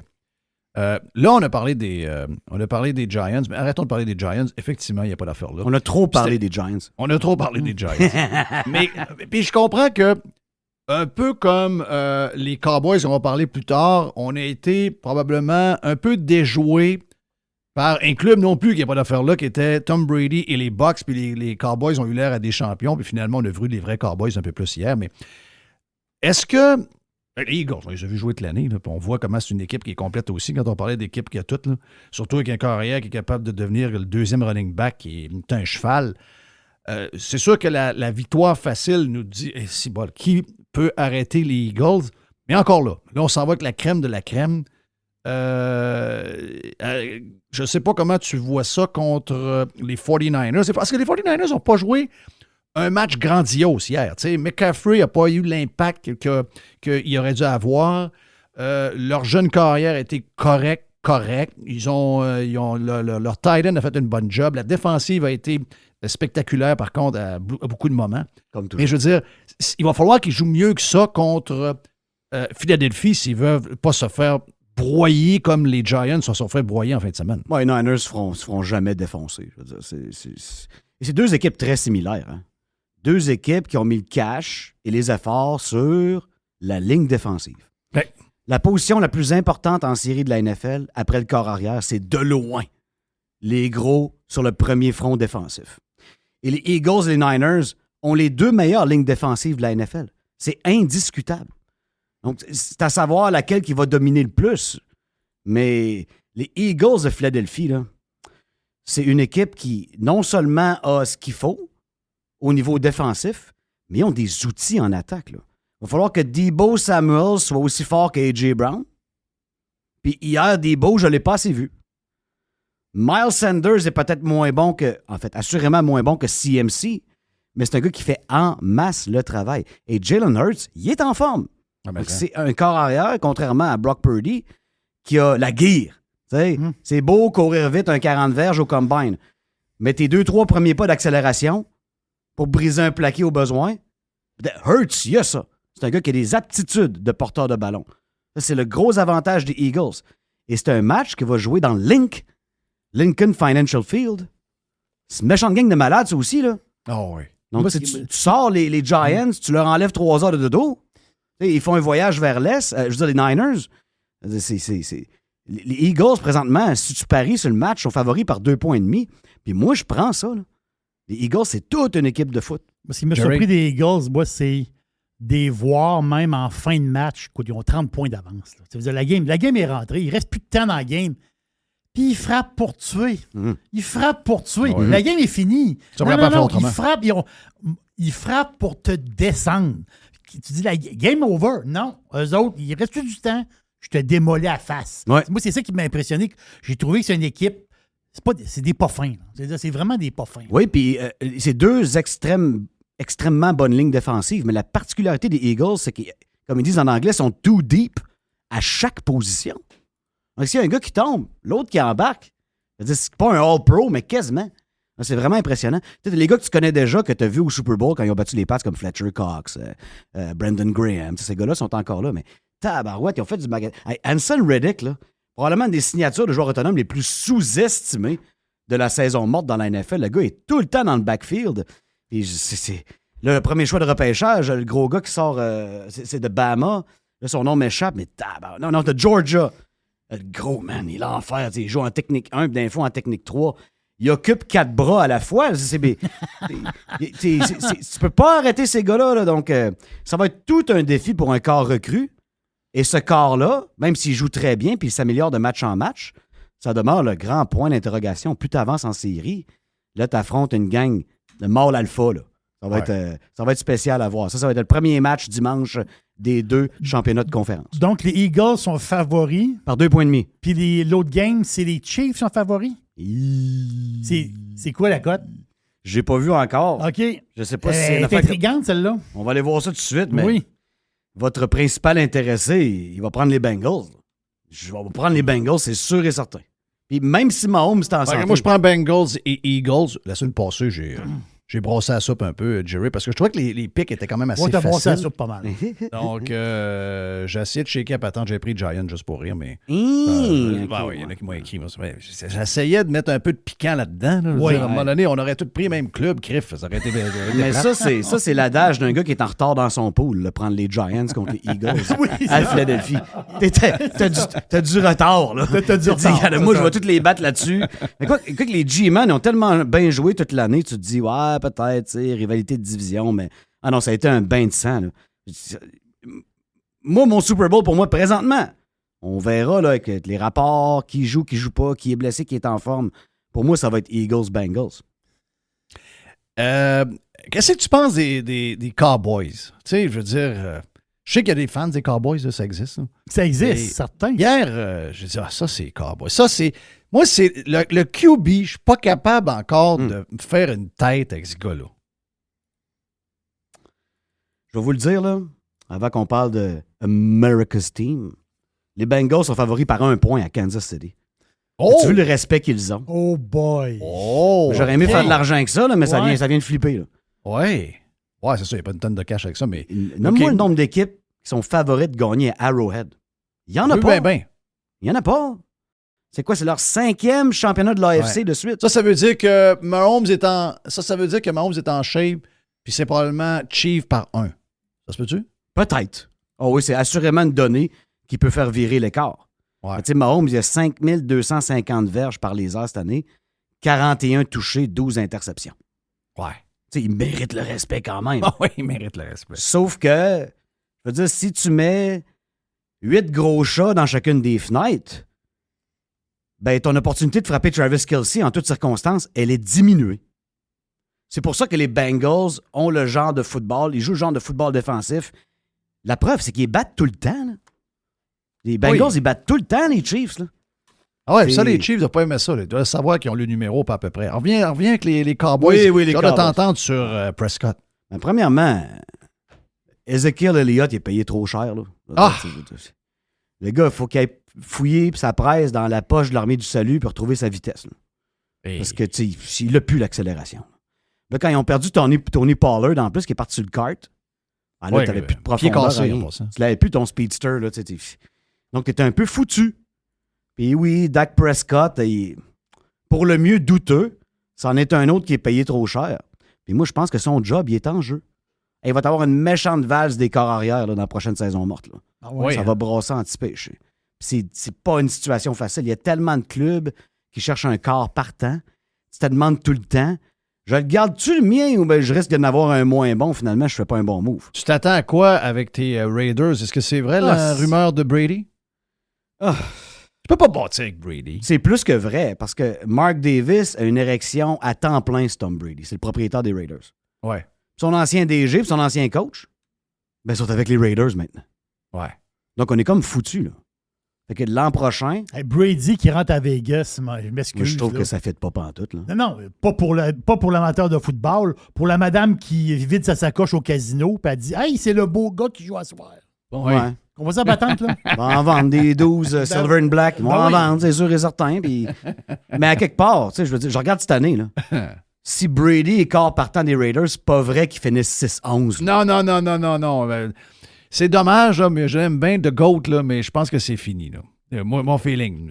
Ah non, Tu sais, moi, je lui, l'entends pour les Dolphins parce qu'on va donner un break à Tua puis sa tête pendant 1 an, puis on va prendre Brady pendant 1 an, puis il va devenir genre de copropriétaire. Là. Non. Je l'aime, là, Tom, là, mais je pense que c'est fini. Là. Ouais. Mais Il est c'est 46. fini dans le sens qu'il va être poche ou qu'il va arrêter de jouer. Ben, c'est qu'il est devenu un carrière. Il y a 46, il va avoir 47. Il est devenu un carrière correct. Il est encore bon, mais je veux dire, tu sais, on les nomme, là, les kids qui sont bons. Là. Il est en compétition contre des gars qui sont âgés de 27, 28 ans, qui ont été entraînés d'une nouvelle manière, qui ont une autre vision. Tu sais, je veux dire, on est rendu ailleurs. À un moment donné, il faut que ça finisse. Tiger Woods ne gagnons pas le Master cette année là, sur une jambe. Là.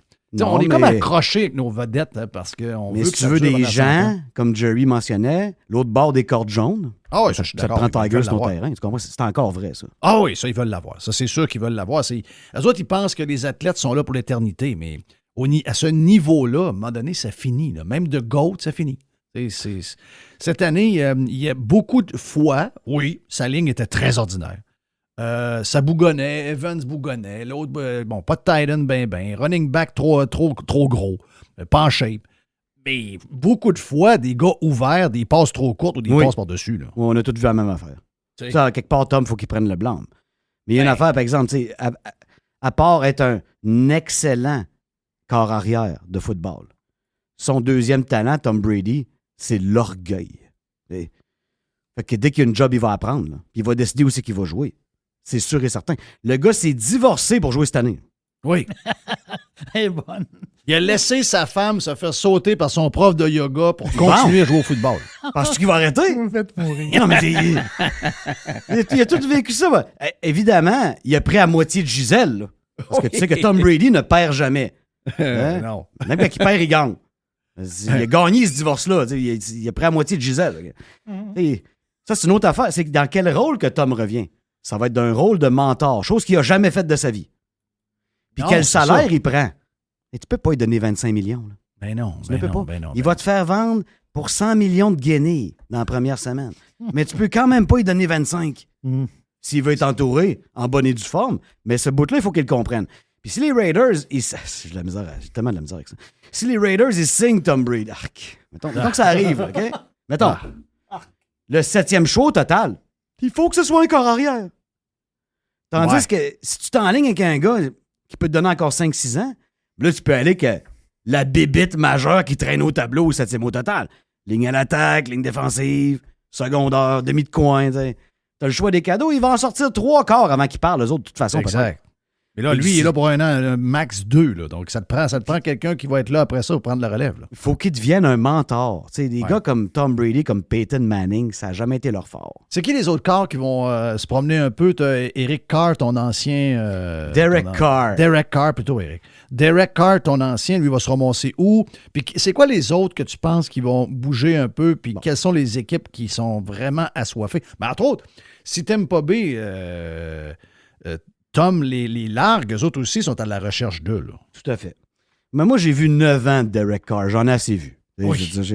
Son procès est fait. C'est juste l'an passé, l'interception face aux Bengals. Là, pas oublier que les Raiders de 2022, c'est l'équipe qui est passée le plus proche de battre les Bengals. Ouais. C'était à Cincinnati.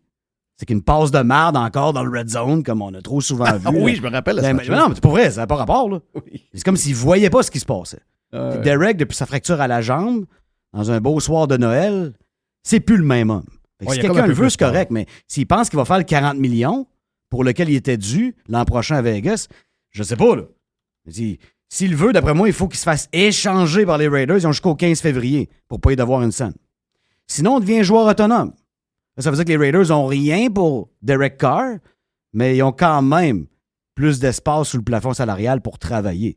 Donc, est-ce que les Jets de New York, qui sont en train d'abandonner le Mormon, est-ce que ça leur tente d'avoir Derek Carr? Est-ce que moi, est-ce que 9 ans de Derek, ça les a pas convaincus que ça marcherait pas? Je sais pas.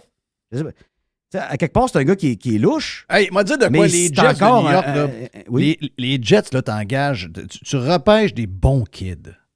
Puis, eux autres, pour te brûler des corps, ce sont des spécialistes. Là, pour brûler puis scraper des jeunes. Tu sais, on vient de voir la résurrection de Geno, OK? Mais Geno, ça a toujours été... Le gars qu'on voit avec Seattle, ça a toujours été un athlète extraordinaire. Mais le gars, il s'est fait démolir mentalement par les Jets pour après ça prendre son sac puis changer de locker puis se ramasser dans les Giants. Ils ont tout fait le scraper. Il fallait qu'il soit bon pour faire ce qu'il fait cette année. Mais... Et c'est la même chose avec White puis le kid, le petit blond qui est là. Ils vont te scraper pas Zach à peu près. Non, c'est épouvantable. C'est sûr que Zach, il jouait mal. Là. Oui, mais sa sortie là, après un match exécrable dans lequel il prenait aucun blâme pour ce qui est arrivé, là, c'était pas fort de sa part non plus, là, mais c'est ce que le polyamour peut faire parfois. Oui. Des fois, c'est tough pour un gars. Tu te rappelles-tu les Giants qui ont benché Eli Manning en santé, qui avaient une affaire comme 111 départs de suite, pour mettre Geno Smith? Très bien. On a toujours cru en Geno Smith. Hey, c'est un homme, Geno Smith. Il est gros, man. Alors, c'est un homme. Il lance la pilule, même contre le vent. Il y a une zip incroyable. Ben, cette année, avec les Seahawks, c'était Geno time. C'était Les Gino Seahawks, Time. avec le vieux Pete Carroll, qui ont mis ça dans le pinch do Broncos, en lui volant des choix, puis no offense, puis tabarouette, Russell Wilson, ça valait-tu pas 25 cents? Et les autres sont partis vers l'avant, puis ils ont le premier choix des Broncos en plus, au prochain encamp. Donc là, à un moment donné, Gino, il va être payé, là, s'ils veulent le garder, il n'a plus de contrat, là, fait que ça va coûter assez cher, mais c'est un gars que je comprends pourquoi tout le monde donnait toujours une chance. Ça a finalement éclos, puis on dirait que la seule place où ça n'a pas marché, que ça aurait dû marcher, ben, c'est encore les bons vieux de New York. Mais quand on y pense, pareil, San Francisco, c'est des méchants loqués, pareil. Ça veut dire, Garoppolo, qui est quand même un corps arrière correct, un bon corps arrière, il se blesse. L'autre gars... Ah, mais t'as pas, j'ai une question pour toi. Garoppolo, il y a des rumeurs qu'il pourrait revenir là. Tu le mets-tu sur le terrain? Oui. Des faibles chances. Il y a des chances, je ne sais pas trop qui, là, son genre de trainer personnel, je ne sais pas trop lâché qu'il était probablement prêt à revenir. Tu le mets-tu sur le terrain ou tu sais terminé, merci, bonsoir? Non, tu consultes tes joueurs, tes vétérans, puis ils vont tous y aller pour Mr. Irrelevant Brock Purdy. Ben, Si Purdy il échappe 3 fois à balle puis il lance 2 pics, ben là, tu as un vétéran aguerri pour prendre le relais, puis tu changes le mood de la game en l'embarquant. Oui, je comprends. Ouais, tu startes pas Garoppolo. Non. C'est la raison pourquoi ils sont pas allés au Super Bowl. Mais il va se ramasser où, lui, Garoppolo? Mais ils ont quand même intérêt à considérer de le garder. Tu penses? Et ça fait un QB room très, très fort. Moi, Trey Lance, je suis vraiment pas sûr. Que tu prends une chance sur un gars, c'est un repêchage top 10. Le gars, c'est un super athlète. Ça peut prendre encore 3-4 ans. Ouais. Mais tu as un QB room qui est fort quand Jimmy G est là. Hein, ça, c'est indéniable. C'est quoi tu disais, Jerry, sur les 49ers? Ils sont loqués dans le sens que leur troisième corps arrière, il fait le job. T'sais, ça ne doit pas arriver souvent, ça, dans NFL, que le gars... by the way, c'est un flow, il vient d'arriver. Mm-hmm. Qui arrive là, boum, puis qui est vraiment, on va le dire, dominant, puis qui n'a pas peur de rien. Ouais. Lui, il a déjà visité Alabama et Nick Saban. Nick Saban, il a carrément dit, ton bras est en dessous de la moyenne, ton athlétisme est en dessous de la moyenne. Je vais te dire ça? Ouais. Il s'est ramassé avec les Cyclones d'Iowa State. Oui, il a été foutument bon, là. Moi, j'ai vu des matchs de Cyclones avec Brock Purdy. Il lançait à boule, pas pour rire, là. Mais c'est toujours un gars qui était pas assez grand, pas assez vite, pas assez ci, pas assez ça. Fait que, nous autres, on regarde ABC puis CBS le samedi après-midi. Tu le voyais pas, c'était jamais un facteur dans absolument rien qui se passait. Dernier choix au total de son encamp. Obtient sa chance derrière la meilleure ou la deuxième meilleure ligne à l'attaque de la NFL. Ça, c'est la raison pourquoi il est bon. C'est ça. Aussi bon que ça. Exact. Mais tu sais, il est précis. Puis encore une fois, hier, c'était pas un match tout le facile. système alentour de lui, le système qui est monté des 49ers est tellement parfait. Ça le protège bien. Mais les Niners, c'est 2 mots. C'est ça. C'est John Lynch. John Lynch qui est une légende du décassage de gars dans la NFL. John Lynch, c'est un sauvage. C'est le DG des Niners. Pourquoi personne ne parle de ce gars-là? Je comprends de Michael Ryans qui call l'a dit. Le fils de Mike Shanahan, Kyle Shanahan, c'est des coachs incroyables, mais John Lynch, man, il sait par où ça part. Ça part avec les gros. Ils ont mis l'emphase là-dessus. Ils sont là à tous les ans. C'est ça. Puis la raison pourquoi il n'était pas là l'an passé, c'est Jimmy G qui lance des interceptions de marde quand c'est pas le temps. Exact. Fait qu'il n'y a pas vraiment d'affaire à être Il y a des crampes de même de temps en temps. Il y a une phase d'acteur, là, je comprends. Là. Oui. Mais les billets sont vendus. Tu t'en vas à Philly. Hey, thank you, man. C'était le fun de t'avoir. C'est déjà fini. Ton podcast est disponible sur les... il est sur iHeartRadio seulement. Puis sur toutes les plateformes. Non, toutes tu le trouves n'importe où. Puis ça sort le vendredi. Là, tu l'écoutes le dernier, ça me trouvait bien bon parce que je suis 4-4, mais il est trop tard. Les games sont joués. Oh, solide. Vendredi, ça va ressortir. Puis on est prêt pour 2 grosses games de foot. Les 2 dernières avant le Super Bowl. Puis cette année, c'est 2 quarts avant Rihanna, puis 2 quarts après Rihanna. Oui, c'est ça. Oui. Le Super Bowl inclusif. C'était Vince. Vous l'entendre sur Énergie à Québec. Puis, as-tu encore un petit bout de RDS de ce temps-là? Je ne vais pas cette semaine, là, mais dans les 4 prochaines après cette semaine, on va être là. Oh, le Canadien est sus, là, fait que ça prend du renfort. Ouais. Les gars de hockey ne savent plus quoi dire. Je les comprends. C'est ça. Thank you, man. Salut. Vinny est avec nous autres. C'est tout. Merci, Jerry. Merci à Nick. Merci à Yann. Merci à notre ami Mr. White, qui est le producteur numéro 1 de la radio au monde. On a déjà fini. Voilà, le lundi est fait. Demain, on va commencer à parler de la fin de semaine qui s'en vient. Ça s'en vient. Ça déboule vite. Thank you. See you tomorrow. Bye-bye.